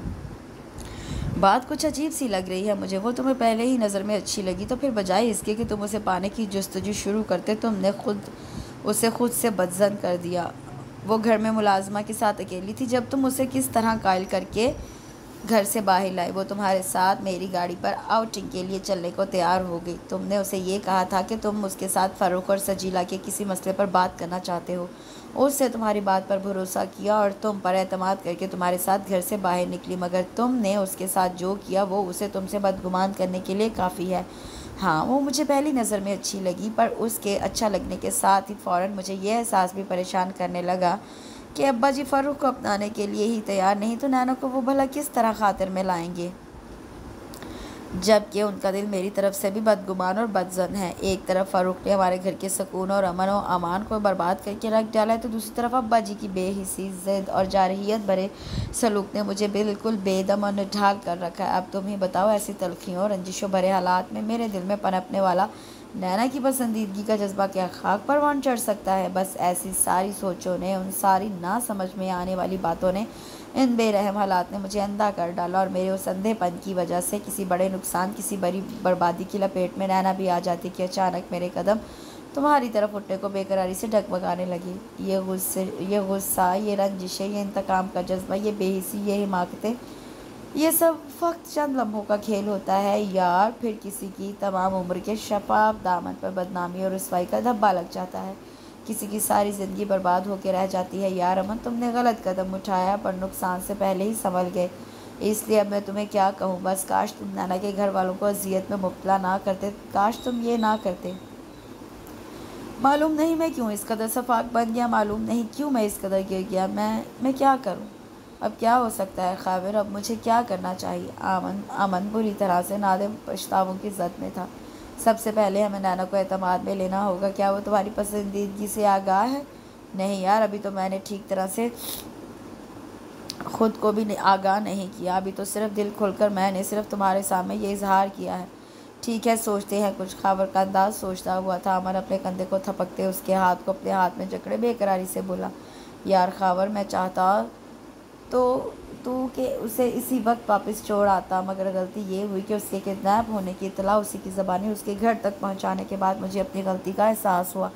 जब तक बहुत देर हो चुकी थी। मैं बहुत दूर निकल आया था। मेरे पास दो ही रास्ते थे, उसे इसी गुस्से के आलम में कोर्ट ले जाता या फिर अब्बा जी के कदमों में डाल देता, ताकि फ़ारूक की तरफ से मिलने वाले ज़ख्म पर वो नैना की बेबसी का मरहम रख देकर जैसे चाहे अपने मजरूह जज्बात की तस्कीन का तावान फ़ारूक से भरवाते, या शायद नैना के आंसू ही उनका दिल पिघला देते। मुझसे तो वो बदगुमान ही रहते, पर शायद नैना की बेबस ज़ात को उनको सजीला की बेबसी का भी एहसास दिला देते, और सजीला की बेगुनाही का एहसास शायद उनके दिल से सारी बदगुमानी को धो डालता। पर जाने क्या हुआ कि इन दोनों रास्तों में से किसी भी एक रास्ते पर कदम बढ़ाने के लिए मेरा दिल राज़ी ना हुआ। तो ऐसे में मुझे तुम याद आया, और तुम तक आते आते वो मुझसे बहुत ज़्यादा मुतनफ़र बदगुमान हो चुकी है। मैंने ऐसा क्यों किया? आखिर मुझसे ये सब क्यों सरजद हुआ? खावर के घर के छोटे से लॉन की सर्द हवा की तरह अमन का लहजा भी सर्द था। जो कुछ हुआ उस पर पछताने की बजाय इस बात का शुक्र अदा करो कि तुमने खुद को और नैना को किसी बड़े नुकसान से वक्त पर बचा लिया। अब नैना को अपने एतबार में लिए बगैर हम कुछ नहीं कर सकते, मगर उससे भी पहले हमें उसके घर वालों को और फ़ारूक और सजीला को नैना की खैरियत से होने का यकीन दिलाकर उनको मुतमईन करने की ज़रूरत है। खाबर का जहन तेज़ी से सोच व अमल के दरमियान तदाबीर के फासले समेट रहा था। अमन ने आहिस्तगी से सर इस बात में हिलाकर एक बोझल सांस सीने से की तह से खींचकर फिज़ा की सपुर्द की। क्या सोच रहे हो? खावर ने उसके झुके सर को देखा तो अमन ने पलकें उठाकर यूं ही झुके सर के साथ उसे देखा। खावर को उसकी लाइट ब्राउन आंखों में बेबसी दिखाई दी। मैं उसे यार खावर मैं उसे खोना नहीं चाहता। हवा के एक तेज सर झोंके की सरसराहट के बीच अमन के लबो लहची की बेबसी में उनके अनछुए अनोखे रुपहले जज्बों की शिद्दत बहुत वाजिया थी। खावर ने एक हौसला बख्श मगर अधूरी फीकी मुस्कुराहट के साथ दोनों हाथ अमन के दोनों कंधों को मजबूती से थामकर थपथपाया। किसी मर्द को इतना मुकम्मल और पुरकशिश बनाने की क्या ज़रूरत है भला? उस भरपूर वजाहत और मकनातीसी कशिश रखने वाली शख्सियत के मालिक शख्स को देखकर पहला यही ख्याल नैना के दिल में आया था। वो दर हकीकत अमन को देखकर अपनी ज़ात के कई उल्टे सीधे कॉम्प्लेक्सेस के नए सिरे से शिकार होकर ख्वामख्वाह उदास हुई थी। हालांकि वो खुद को किसी तौर पर कमतर या बेकार ना समझती थी, पर मालूम नहीं कब कैसे वो अंदर ही अंदर ना समझ में आने वाले एहसास महरूमी से दो चार होती चली गई थी। और इस एहसास ने उसे यूँ मुतासर किया था कि वो अपने इर्द गिर्द के हर खूबसूरत मंजर या खूबसूरत चेहरे को देखकर अपनी ज़ात में सिमट कर रह जाती। खूबरू अमन की मतवाज़न शख्सियत में भरपूर मर्दाना वजाहत को देखकर भी वो यूं ही अपने आप में सिमट कर रह गई थी। ये नहीं जानती थी कि अमन की ज़ात से उसे कोई ज़ख्म मिलने वाला है। ये इतना घटिया और सफाक भी हो सकता है। अब बार बार अमन के लिए उसके दिलो दिमाग में नफ़रत और गम और गुस्से का लावा खोल रहा था। वो बेहद मुतनफ़र, बेहद बेबस और बेहद बेचैन सी ऐसे लोगों के घर उनके दरमियान थी जिनको वो जानती ना थी, जो उसके लिए अजनबी थे। पर क्या वो अजनबी मेहरबान भी हो सकते हैं? वो ये सोचने की पोजीशन में ही ना थी कि वो तो बस यहाँ से भाग निकलना चाहती थी किसी भी तरह। जैसे वो तो उड़कर अपने घर वालों और अपने प्यारों के पास पहुँच जाना चाहती है। निज़ामुद्दीन हॉस्पिटल में थे और वो अजीब दिलगुदाज नज़ारा उनकी आंखें देख रही थी। बहुत मजबूत नज़र आने वाला वो जवान कैसे टूट के बिखरा बिखरा लग रहा था, जिसके पहलू में बैठी आंसू बहाने वाली उनकी अपनी बेटी सजीला थी। सजीला की तरफ उनकी पुश्त थी। फ़ारूक की आंखें वार्ड के दरवाजे पर ही लगी हुई थी। निज़ामुद्दीन को वार्ड में दाखिल होते देखकर फ़ारूक ने गैर इरादी तौर पर सजीला के हाथ को अपने हाथ में मजबूती से जकड़ लिया। सीने में उसका नातवा दिल फिर से वहशत ज़दा होने लगा। निज़ामुद्दीन के कदम ठहर गए। मैं तुम्हारे बगैर जी नहीं सकता सजीला। तुम्हारी जुदाई, तुमसे बिछड़ना मेरे लिए नाकाबिले बर्दाश्त होगा। ये ठीक है कि कोई किसी की जुदाई में मर नहीं जाता, पर मैं सजीला, मैं तुम्हें खुद से बिछड़ते सोचता हूँ तो सीने में दम घुटने लगता है। तुम इसे मेरी मोहब्बत समझो या मजबूरी, मगर यही सच है कि मैं तुम्हें किसी कीमत पर खोना नहीं चाहता Sajila. I really love you Sajila, really very much Sajila. ये झूठ नहीं। उस वक्त वार्ड में फ़ारूक के करीब बैठी सजीला फ़ारूक की दीवानगी, फ़ारूक की शिद्दतों को सोच रही थी और फ़ारूक की मोहब्बत पर पहली बार उसका दिल बगैर किसी शक व शुबे के पूरी सदाकतों के साथ ईमान ला रहा था। पर यह तरीका हरगिज़ मुनासिब नहीं कि आप मुझे यूँ मजबूर करके हासिल करें। फिर सजीला को अपना घबराया मुश्तिल अंदाज़ याद आया जब फ़ारूक ने उसे इसरार के साथ शॉपिंग सेंटर से निकाल कर अपनी गाड़ी में बैठने के लिए कहा तो वह दम बखूद से उसके अहकामात की तामील के लिए मजबूर थी। और फिर फ़ारूक ने गाड़ी एक सुनसान सड़क पर डालते हुए अपनी जैकेट से रिवॉल्वर निकालकर कनपट्टी से लगा लिया। सजीला का हल्का खुश्क होने लगा, वह लर्ज उठी। पर यह तरीका हरगिज़ मुनासिब नहीं कि आप मुझे यूँ मजबूर करके हासिल करें। मैं कुछ नहीं जानता। मैं तुम्हें अभी बता चुका हूँ कि मैं तुम्हें खुद से बिछड़ते सोचता हूँ तो सीने में मेरा दम घुटने लगता है। मुझे मेरी ज़िंदगी मेरे हाथों से निकलती महसूस होती है। तुम्हें हासिल करने का मेरे पास और कोई चारा नहीं है। मैं मजबूर हूँ। ज़िंदगी कोई खेल नहीं, पर तुम्हारे अब्बा जी ने मेरी ज़िंदगी को एक फजूल खेल तस्वुर कर लिया। तुम मेरे साथ चलने से, मेरा साथ देने से इनकार कर सकती हो, मगर तुम मेरी ज़िंदगी का अंजाम देखने के बाद यहाँ से जा सकती हो। फ़ारूक ने ख़तरनाक अंदाज में कनपट्टी से लगे रिवॉल्वर का ट्रिगर दबाया था। सजीला की चीख निकल गई। इस रिवॉल्वर में एक गोली है और उसका नंबर आखिरी है, जब तक तुम सोच सकती हो। तुम्हारा क्या फ़ैसला है? ये कहकर फ़ारूक ने नडर अंदाज में एक सेकंड के बाद ट्रिगर दबाना शुरू किया तो सजीला की जान पर बन आई। फ़ारूक की आंखों में उस वक्त खून उतरा हुआ था। वो कुछ भी कर सकता था। वो सब कुछ कर गुजरने वाली आखिरी हदों पर खड़ा था। ये सजीला अपनी आंखों से देख रही थी। वो पूरी जान से कांपने लगी। मैं आपके साथ हूँ, प्लीज़ इसे यहाँ से हटाएं। सजीला ने झपट के रिवॉल्वर उसकी कनपट्टी से हटाया। ये वो लम्हा था जब रिवॉल्वर में गोली 2 सेकंड के फासले पर फ़ारूक की ज़िंदगी और मौत का फ़ैसला करने के लिए तैयार थी। सजीला दोनों हाथों में चेहरा छुपा के बिलक बिलक के बेबसी से रो रही थी। मैं आपके साथ हूँ, मैं आपके साथ हूँ। सजीला के होंठों पर एक यही तकरार थी। फारूक ने गाड़ी की सीट की पुश्तगाह पर सर रखकर पलकें मूंद ली। सजीला मुसलसल रो रही थी। उसके आंसू फारूक के लिए दर्द का नहीं, मोहब्बत के मैदान में सरशारी से लदी फंदी फतह का पैगाम बनकर कर रहे थे। फिर वो आंखें खोलकर सुकून की सांस लेता अपना मोबाइल डैशबोर्ड से उठा रहा था। उसके दिल की घुटन धीरे धीरे कम हो रही थी। तुम अपने घर इतला कर दो कि तुम बकायमी होशो हवास में अपनी मर्जी से कोर्ट मैरिज कर रही हो, फारूक ने अचानक कहा तो सजीला की समातों के पास जैसे धमाका हुआ। वो रोना भूलकर भीगी पलकों से आंसू छपकाती उस बेदर्द को बेयकीनी से तकने लगी। ये ज़रूरी है, बल्कि ये बहुत ज़रूरी है, ताकि तुम्हारे अब्बा जी और अमन के इश्तियाल की जद में आकर हमें थाने या कोर्ट कचहरी के चक्कर ना लगाने पड़े। तुम खुद उनको अपनी मर्ज़ी से मुतमिन करोगी तो वो मेरे ख़िलाफ़ कोई एक्शन ना ले सकेंगे, और जब मुझे परेशान करने वाला कोई ना होगा तो यकीनन मैं तुम्हें सुकून की ज़िंदगी देकर बहुत खुश रह सकूँगा। मुझे यकीन है हम दोनों बहुत खुश रहेंगे। मैं तुम्हें हर तरह से खुश रखूँगा सजीला। फ़ारूक मोबाइल पर कोई नंबर प्रेस करने के बाद मोबाइल सजीला की जानिब बढ़ा रहा था। सजीला ने मुतवहिश नज़रों से फ़ारूक और फिर मोबाइल को देखा। आखिर वो क्यों उसके साथ आई? वो यही सोच सोच के पछता रही थी। सब ठीक हो जाएगा। मेरा मकसद तुमसे तुम्हारे घर वालों को बदजन करना नहीं, बल्कि हमारी इज़्दवाजी ज़िंदगी या मेरे प्यार की हिफाजत करना है, जो सिर्फ़ तुम्हारे लिए है सजीला। मैं जानता हूँ कि ये तुम्हारी पोजीशन कमज़ोर करने वाला इक़दाम है, पर मैं मजबूर हूँ सजीला। फ़िलवक्त ये बहुत ज़रूरी है और यही इस कठिन वक्त का तकाजा भी है। फ़ारूक ने नरमी से उसका गुदास हाथ अपने हाथ में लेकर मोबाइल उसकी नरम हथेली पर रखा।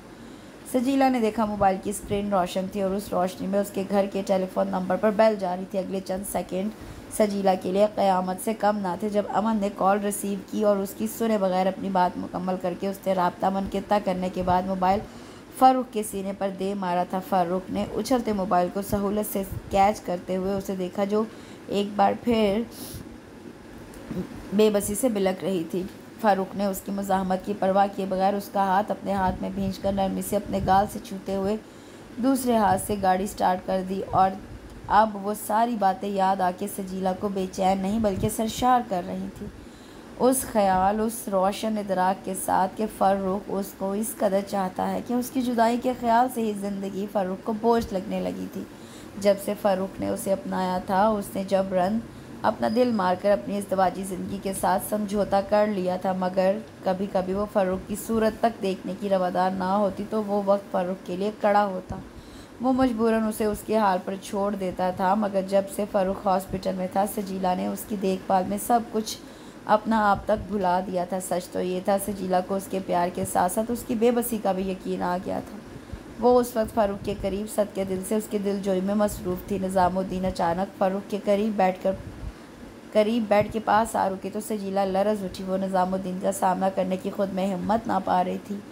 फ़ारूक ने उठने की सही की, मगर निज़ामुद्दीन ने उसके सामने बैठकर उसे उठने से रोक दिया। उनका दूसरा हाथ फ़ारूक के सर पर था, जिसे वो शफ़क़त से फ़ारूक के सर पर फेर के उसका कंधा थपथपा रहे थे। सजीला दूसरी सिमत आके निज़ामुद्दीन के कदमों में बैठकर उनके घुटनों पर सर रख दिया। निज़ामुद्दीन ने सिसक उठने वाली सजीला के सर पर हाथ रख दिया, जो कह रही थी, अब्बा जी जो चाहे सज़ा दें पर मुझे माफ़ कर दें, मैं बहुत मजबूर थी। सजीला उनके पैरों पे हाथ रखे गिड़गिड़ा रही थी। निज़ामुद्दीन ने सजीला का शाना थपका, फिर बेड पर दराज फ़ारूक को देखा।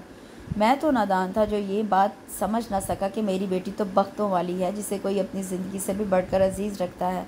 कोई ऐसा भी दिल है जिसे मेरी बेटी की जुदाई का एहसास ही तोड़ने फोड़ने लगता है। और मैं कैसा बदनसीब बाप हूँ कि जिस पर उसकी बेटी की जुदाई ने भी असर न डाला और जो अपनी हट धर्मी और ज़िद पर कायम रहा। तुम तो बहुत खुश नसीब हो सजीला कि तुमने फ़ारूक के घर की छत नसीब हुई। निज़ामुद्दीन के लहजे में फ़ारूक के सादा जज्बों की सच्चाई बोल रही थी। सजीला ने फ़ारूक फ़ख्र और ममनूनियत के एहसास में घेर कर मुस्कुराती आंखों से पहले निज़ामुद्दीन और फिर फ़ारूक को देखा, जो हौले हौले कह रहा था, मैंने जो भी किया अपने दिल की बेबसी से मजबूर होके किया। मैंने बहुत महरूमियों भरी ज़िंदगी गुजारी है 10 साल की उम्र से। अब्बास भाई और कुदसिया भाभी ने मुझे औलाद की तरह अपनी मोहब्बतों से नवाजा। उन्होंने मुझे हमेशा अपनी औलाद की तरह अजीज़ रखा। तालीम मुकम्मल ना हुई थी कि मुझे मेरा रोज़गार यहाँ दूसरे सूबे में खींच लाया। माँ बाप की वफ़ात के बाद मेरा जो कुछ भी सरमाया हयात था वो अब्बास भाई और उनकी फ़ैमिली थी। यहाँ मुझे अब्बास भाई के दोस्त हाशिम खान लेकर आए ताकि तालीम के साथ साथ मैं उनकी फैक्ट्री में भी हुनर हासिल करता रहूँ। मैट्रिक के बाद हाशिम खान की ख्वाहिश पर इंजीनियरिंग के शोबे के लिए हासिल की। हाशिम खान और अब्बास भाई उन दोनों की नवाजिशात और भरपूर ताउन से मैं कॉलेज और फिर यूनिवर्सिटी में पोजीशन लेने के काबिल हुआ। अब्बास भाई मुझे वापस बुलाते हैं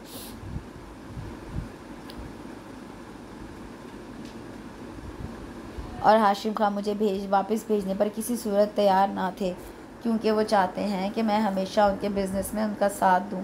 तालीम मुकम्मल होने में अभी वक्त था कि मैंने अपनी शबाना रोज़ मेहनत और हाशिम भाई के ताउन से ही ये घर बनाया जिसमें हमेशा मैंने सजीला को अपने संग ज़िंदगी गुजारते तस्वुर किया। फिर सजीला की जगह भला मैं किसी और को कैसे देता, जबकि मेरा दिल भी इसके लिए तैयार ना था।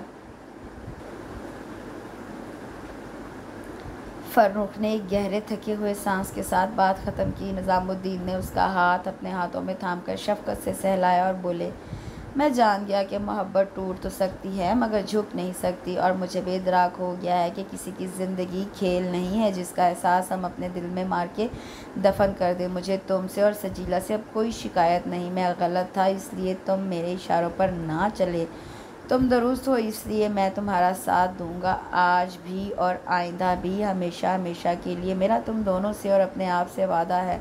निज़ामुद्दीन की बातों में नया अज़म, नए खूबसूरत जज्बात, नई खुशी थी। फ़र्रुख ने मुसर्रत से दो चार होकर उनके कदमों में बैठी हैरानी से उनकी तरफ देखती सजीला को देखा। सजीला भी फ़र्रुख की जानिब देखकर मुस्कुरा उठी। मैं डॉक्टर से मिल रहा हूँ, मुझे तुम इस बेड पर अच्छे नहीं लग रहे, मैं तुमको जल्द इधर से निकाल ले जाना चाहता हूँ, निज़ामुद्दीन बोले और फिर सजीला का सर थपक के फ़र्रुख को नरमी से सहला के उठकर डॉक्टर की तरफ चले गए। सजीला, आज मैं बहुत खुश हूँ, मेरी मोहब्बत रायगा नहीं गई। फ़र्रुख का दिल खुशी से बोझल हो के तेज़ तेज़ धड़कने लगा। सजीला उसकी सरशारी पर हंस पड़ी। और मैं भी बहुत खुश हूँ, मोहब्बत तो कभी रायगा नहीं जाती फ़र्रुख। सजीला ने उसके पहलू में बैठकर उसके माथे पर बिखरे बाल समेटे। यार अमन, उसके घर वाले तो आसान टारगेट साबित हुए हैं। मैंने तो उनको फ़ोन पर भी बात करके शीशे में उतार लिया है, पर यार वो इतनी जल्दी सब कुछ माफ़ करने के लिए तैयार नहीं, बल्कि वो सब कुछ भी ना भुलाने का राग अलाप रहे हैं। ख़ावर ने मायूसी से कहकर अमन को भी मायूस कर दिया। चोट गहरी हो तो ज़ख्म भरने में भी कुछ वक्त लगता है। राहिला ने अमन के सते हुए चेहरे को देखकर जल्दी से आस बंधाई। फिर भी वो कहती क्या है? अमन ने मुस्तरिब होकर दरियाफ्त किया। फिर वक्त तो उसकी एक ही रट है कि उसे जल्दी से उसके घर पहुंचाया जाए, राहिला ने बताया। अमन सर झुकाए कुछ सोचने लगा। उसका अंदाज़ फैसला कौन था? ख़ावर और राहिला ने उलझी नज़रों से उसे और फिर एक दूसरे को देखा। अमन अभी तक किसी सोच में गर्क था। सोच की गहराई उसकी कुशादा पेशानी पर उलझन की सलवटें डाल रही थी। अब वो खड़ा हुआ था, उसकी मुट्ठियाँ भींची हुई थी, उसकी आंखों में इस कदर संजीदगी थी कि ख़ावर ने पहले उसे इतना संजीदा ना देखा। यूँ लगता था जैसे वो किसी आखिरी नतीजे पर पहुंच चुका हो। अब वो उसके कमरे की जानिब बढ़ने लगा था जिसमें नैना क़याम पसीर थी। पिछले 2 दिनों से वो कमरे से बाहर ना आई थी, ना ठीक से कुछ खाती पीती थी और ना वो थोड़ी देर के लिए ही सही मगर सोने को तैयार थी। वो पिछले 2 दिनों से मुसलसल जाग रही थी। अमन की ज़िंदगी भी दुश्वार हो गई थी। वह जब मुश्किलात की जद में था, वो तो जज्बात और गुस्से का शिकार होकर नैना की ज़ात को तख्ता मशक बनाने फ़र्रुख के घर से निकाल लाया था, मगर सितम तो उसके दिल पर हुआ कि बीच रास्ते में ही अमन के दिलो दिमाग में नैना की चाहत ने यूँ उदम मचाया कि वो अपने अज़ाइम को अमली जामा पहनाने का ख्याल भी भूल कर नैना की चाहत में गर्क होके बेबस होता, नैना को जल्द अज जल्द अपनाने या फिर कम अज़ कम नैना को अपनी चाहत का यकीन दिलाने की जुस्तजू में तड़पने लगा। राहिला ने अमन को बताया था कि वो फ़र्रुख के हार्ट अटैक की खबर ने नैना को मज़ीद बदगुमान कर डाला था। तुम कहाँ जा रहे हो? उसे उठकर बिला इरादा चलते देखकर ख़ावर ने पूछा। अमन का रुख नैना वाले कमरे में था। मैं उससे बात करके देखूं? अमन ने दोनों से जैसे मशवरा चाहा। पर अभी तो वो सो रही है, राहिला ने बताया। अमन अपनी जगह वापस बैठ गया, फिर दोबारा उठकर अपने लिए मखसूस गेस्ट रूम की जानिब चला गया। वो सो रही है, उस ख्याल से अमन का दिल भी पुरसुकून होने लगा। वो जानता था गुज़रते लम्हों ने उसकी तरह नैना को भी बहुत थका दिया। वो कमरे में आकर बेड पर दराज हुआ और फिर गिरबान के बटन खोलकर पलकें मूंद दी। अचानक कुछ याद आने पर वो उठ बैठा उसने चेहरा घुमा के कोने में पड़े अपने ब्रीफ केस को देखा। वो उठा और ब्रीफ केस की जानिब चला आया। उसने ब्रीफ केस खोला। अब वो कुछ कागजात के साथ ही ब्रीफ केस में रखे खूबसूरत रैपर में नफासत से की गई पैकिंग वाले गिफ्ट पैक को अपने हाथों में लेकर बगौर देख रहा था। ये वही गिफ्ट पैक था जो उसे नाना ने दिया था। वो गिफ्ट पैक उठाए वापस बेड की तरफ चला आया। वो आहिस्तगी से बेड पर बैठ गया। वो धीरे धीरे पैकिंग खोलने लगा। पैकिंग खुलने के साथ साथ उसके बहुत बेकरार दिल की धड़कनें उलझने लगीं। गिफ्ट पैक खुल चुका था। ये गिफ्ट पैक उसके लिए था ना, उसके अंदर गिफ्ट उसके लिए था। बस ये तो किस्मत की बात थी कि नाना की तरफ से ऐसा गिफ्ट पैक किसके पास या किस किस के पास जा सकता होगा। ये तो खुद नाना को भी इल्म ना था। गिफ्ट पैक के अंदर मौजूद गिफ्ट और नाना की इस अनोखी आदत के बारे में सोचते अमन के चेहरे पर हल्की सी मुस्कुराहट बिखर गई। गिफ्ट पैक के अंदर रंगो बू की एक नन्ही सी अजब सी दुनिया आबाद थी। रंग बिरंगी चूड़ियाँ, खूबसूरत नाजुक सी परफ्यूम की शीशी, एक खूबसूरत किताब, कुछ मुरझाए हुए फूल, एक बेहद खूबसूरत नाजुक चकमगाते दानों वाली बेशकीमत तस्बीह जिसके दूधिया दानों के अंदर से सतरंगी किरणें फूट रही थी। अमन की ही सब चीज़ें देखकर बेख्तियार एक छोटी सी शॉप का ख्याल आया जिसके अंदर बहुत कुछ हो और जिसका जो जी चाहे अपने लिए उठा ले। और वो दुकान सारी की सारी अमन के हिस्से में आई थी। अमन के लबों पर बेख्तियार मुस्कुराहट गहरी होने लगी। अमन की उंगलियां बेख्तियार तस्बीह को छूने लगी।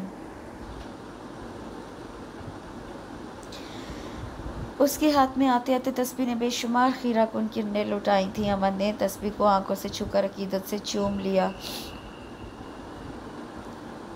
अमन के दूसरे हाथ की मुस्तरिब उंगलियां सतरंगी चूड़ियों के गिर्द गिरफ्त करने लगी थी। उसके छूते ही चूड़ियों की नकरई खनक गूंज उठी थी। मसूर कुल खुशबुएं, चूड़ियों की खनक, तस्बीह के मुकद्दस दानों की सतरंगी किरणों की सहरंगेज झिलमिलाहटें अमन का नाना की चाहत से बोझल दिल और भी गुदास करने लगी। अफसुर्दगी की एक लहर ने अमन को अपनी हिमाकत पर नए सिरे से नादिम और परेशान कर डाला। उसने उसी पल नाना को वापस भेजने का फैसला किया। वो जानता था अपने दादा मुजम्मिल के नाम पर तामीर होने वाले उस घर में वापस जाने के लिए नाना किसी जख्मी चिड़िया की तरह बेचैन और बेताब थी। जिस घर में उसके अपने थे और अपनों को कि इस 2 दिन की जुदाई ने उसे शल कर डाला था, बिल्कुल वैसे ही जैसे अमन को उसके अंदर गहरी होती नदामत ने पेशेबानी से शल किया हो। वो ये सोच सोच के ही हलकान हो रहा था कि न जाने आने वाला वक्त उसके लिए क्या फ़ैसला करने वाला था। उसे नैना के घर वालों ने तो नैना की खैरियत और तहफ़्फ़ुज़ के बदले माफ़ कर दिया था, मगर वो नहीं जानता था कि उसके अब्बा जी और नैना उसके साथ क्या सलूक करने का इरादा रखते थे। ख़ाबर के मशवरे पर उसने हाशिम खां के ज़रिए फ़ोन पर फ़ारूक से अपनी गलती के लिए माजरत कर ली थी। फ़ारूक ने भी नैना के तहफ़्फ़ुज़ की शर्त पर उसे उसकी हिमाकत को माफ़ कर दिया था। बस निज़ामुद्दीन और नैना ही थे जिनका सामना करने का अमन खुद में हौसला ना पा रहा था। नैना को नींद से बेदार करने का इससे नहीं सोचा, वरना उस वक्त उसके अंदर नैना से बात करने का ज़रा सा जो हौसला जन्म ले रहा था वो थमे थमे कदमों के साथ नैना तक चला आया।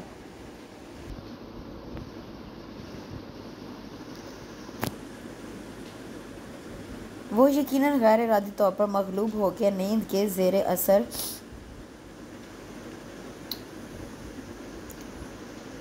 आई थी, इसलिए दरवाज़ा अंदर से लॉक नहीं किया गया। यह गैर इखलाकी हरकत थी, पर मालूम नहीं क्यों वो आहिस्ता से दरवाज़ा धकेल कर अंदर चला आया। वो ग्रे और मैरून कलर के कंट्रास्ट के कम्बल में ख्वाबिदा थी और दुनिया जहां से बेखबर सो रही थी। अमन के कदम उसकी जानिब बढ़ते ही चले गए। अब वो उसके बेड के करीब आकर थम गया था। सुनहरी माइल स्याह बालों के नम हाले में नाजुक चेहरा नींद की खुमार में गुलाबी पड़ रहा था। गंदमी रंगत वाले चेहरे के नकूश बेहद नाजुक थे। उभरे हुए नरम गालों पर उस वक्त उसकी बंद आंखों ने साया फिगन काली घनेरी खमदार पलकों की रेशमी झालरों का साया होले लरजीदा था। अमन एक बार फिर उसके नर्मोगदार सुनहरी तीखी नज़ाकतों वाले रूप की गुलाबी दलदल में डूबकर खोने लगा। आम से कद वाली वो नाजुक अंदाम ना जाने कब अमन के दिल पर शब खून मार गई। अमन संभला तो कुछ भी अमन का ना रहा, ना अमन का दिल, ना ही अमन का दिमाग और सोचे। अमन का करार, ना अमन के दिन और ना अमन की रातें। वो उसे खोकर ज़िंदगी नहीं गुजारना चाहता था। उसे देखते देखते उस वक्त भी नैना को हासिल करने और उसे छूने की बेलगाम ख्वाहिश ने अमन को अपने सामने एकदम सरनगू किया था। अमन ख्वाब किसी कैफियत में झुका, उससे हाथ बढ़ाया, फिर वो उसके नर्मो नाजुक पुरकशिश चेहरे की पंखड़ियों से शबनमी होंठों कंवल सी ख्वाबीदा आँखों की रेशमी पलकों, नाजुक ठोड़ी, सभी पेशानी, मतवाज़न नाक में लिशकारे मारती लौंग को फूल से रुखसारों को उंगलियों की पोरों से छुए बगैर ना रह सकता था। इससे पहले कि उसकी उंगलियों के सरगम से नींद में कसमसाती नैना को अमन के सेल फोन की तेज़ टून ने झंझोड़ने से जगा दिया। उसे कमरे में बेड के करीब देखकर घबरा के वो उठ बैठी थी। सॉरी, अमन खुद भी इसने आगेहानी आफत पर सब सटपटाया हुआ था। तुम यहाँ क्यों आए हो? वो उसे देखते ही चिल्लाई। अमन बेबसी से लब भींचकर चंद कदम पीछे हो गया। फौरी तौर पर उसे कुछ समझ न आया। उसके ज़ोर से चिल्लाने पर बाहर बैठे लॉन में बैठे राहीला और खावर दोनों ही मतवज्जा हुए। राहीला ने उठकर नैना के कमरे में जाना चाहा, मगर खावर ने राहीला को हाथ से पकड़कर रोक दिया। हमें अमन को एक मौका देना चाहिए, शायद इसी तरह वो एक दूसरे को समझ सके। खावर की इस बात पर राहीला ने सर इस बात में हिला के नैना के कमरे में जाने का इरादा तक कर दिया और किसी मुस्बत नतीजे की दुआ करते हुए अपनी जगह पर वापस आ बैठी। ये जो कुछ भी हुआ है, मैं इसके लिए माजरत करने आया था। मेरा नहीं ख्याल था कि आप सो रही होगी, क्योंकि दरवाज़ा लॉक नहीं था। अपने इशारों पर आंचल फैलाने के बाद नागवार तेवरों के साथ बिस्तर से उतरती नैना को देखकर अमन जल्दी से क्या उठा। नैना खामोशी से दरवाजे की जानिब बढ़ी। उसका अंदाज अमन का सामना ना करने वाला था।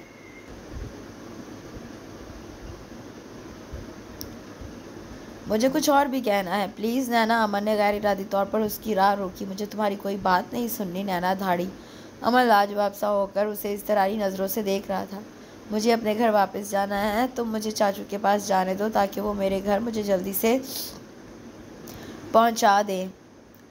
और अगर तुम ये नहीं कर सकते तो फिर मुझे आज़ाद कर दो, मैं खुद ही चाचू के पास चली जाऊंगी। मगर आप ऐसे कैसे जा सकती हैं? अमन उलझकर उसे देखने लगा। क्यों? क्या चाचू के हार्ट अटैक के बाद नहीं तुम्हें मेरी मौत का नज़ारा करने का शौक़ है? मुझे नहीं तो क्या मेरी मैयत को यहाँ से जाने दोगे? मगर नहीं, तुम तो मेरी मैयत से भी कोई ना कोई मफाद हासिल करना चाहोगे, है ना? तुम जैसे जालिम खुद गर्ज इंसान से और तवक्को भी क्या की जा सकती है। मगर मैं अब यहाँ एक पल भी नहीं ठहरना चाहती।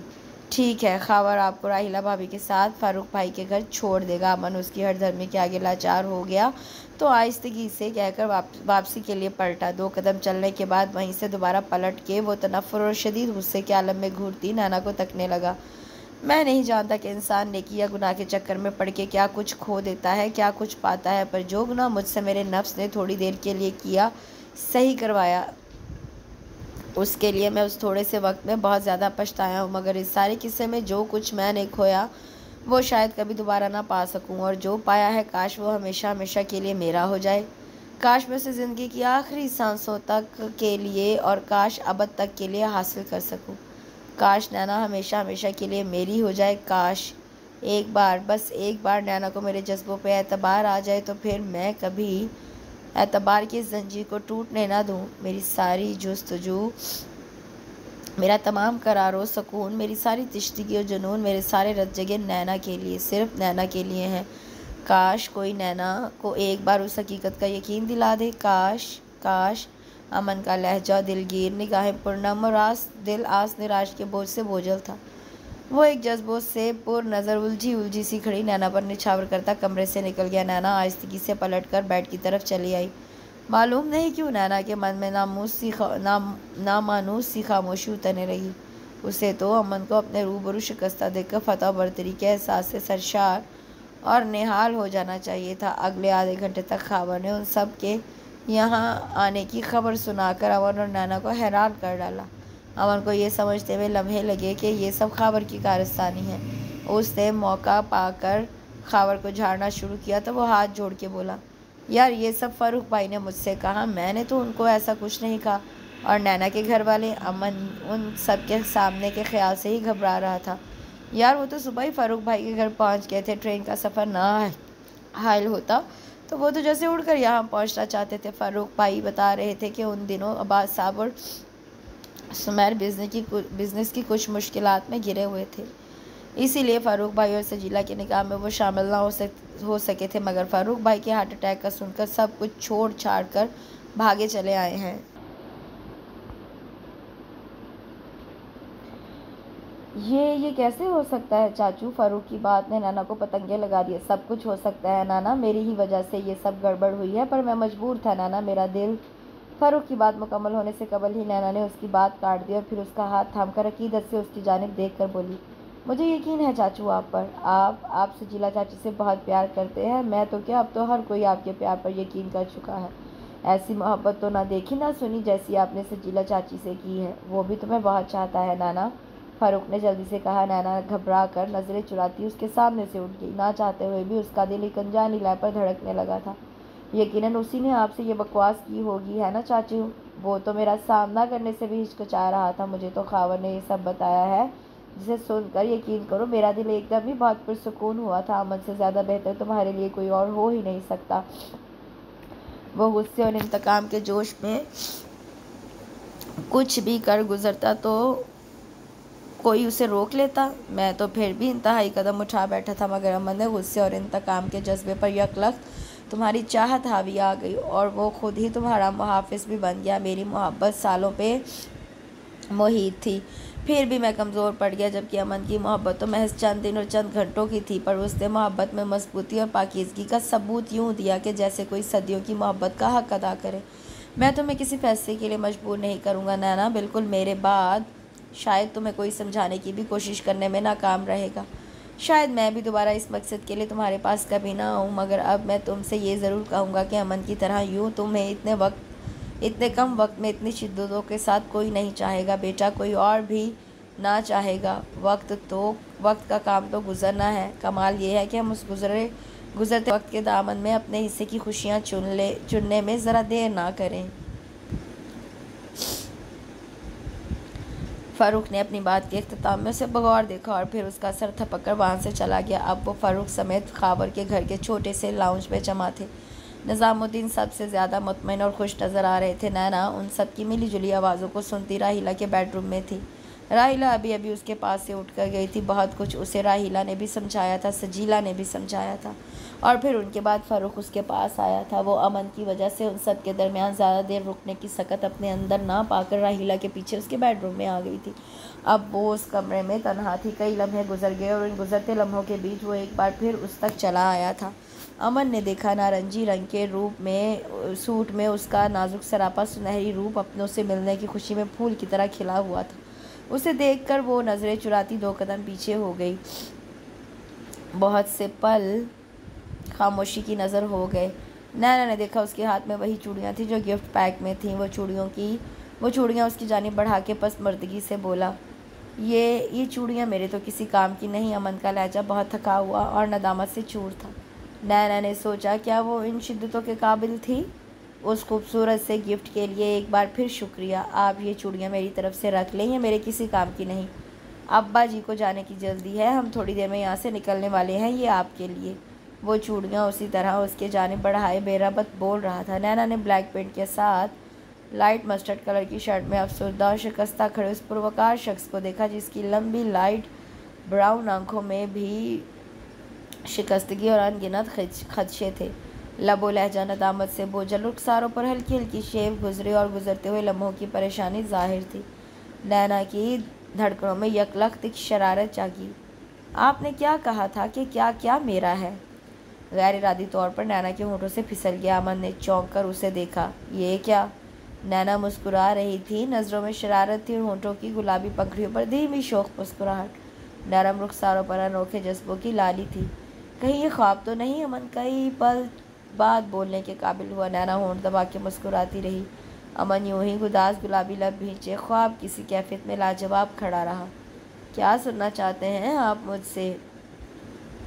नैना को उसकी हैरत मज़ा दे रही थी। तभी अमन ने खुद पर अपनी बेकरारी पर काबू पाकर उसकी जानिब कदम बढ़ा दिए। नैना सटपटा के 2 कदम दूर हुई। फिर उस वक्त तक अमन उसका हाथ थाम चुका था। नैना की धड़कनें तेज़ी से मुंतशिर होने लगी। मेरा सब कुछ नैना के लिए है, सब कुछ। वो मदहोशी और सरशारी के आलम में बोलता चला गया। नैना उसकी कुर्बत से घबराकर दूर होगी, मगर अमन ने एक ममनूर सरशार बेखुद मुस्कुराहट के साथ जोशो सरशारी से बोझल होकर धड़कते दिल के साथ उसके हाथ पर गिरफ्त मजबूत कर दी। उसके लम्स ने, उसकी कुर्बत ने नैना को दम बखुद कर डाला।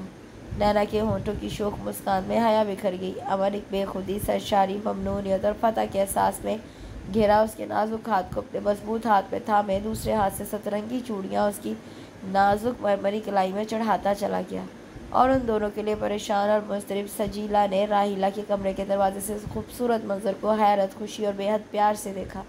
अमन के करीब उसके दिल के बहुत पास खड़ी शर्माई लजाई सी नैना किस कदर सहरंगेज़ और दिलनशीन लग रही थी। फ़र्क ने दुरुस्त कहा था कि नैना वाकई बहुत ख़ास लड़की है, जिसका दिल मोहब्बत के मामूर जज्बों से पुर रहता है। और नैना की तो हर बात ही निराली और अनोखी थी। जब ही तो अमन के जज्बों को नैना ने रायगा जाने से पहले ही किस कदर अपनायत से अपना लिया था। इसके साथ इस खूबसूरत से नावल का इख्तिताम होता है। कमेंट सेक्शन में मुझे ज़रूर बताइएगा कि आपको ये नावल कैसा लगा। कल इंशाल्लाह एक नए नावल के साथ हाजिर होंगी। अपना बहुत सा ख्याल रखिए, दुआ में याद रखिए। अल्लाह हाफिज़।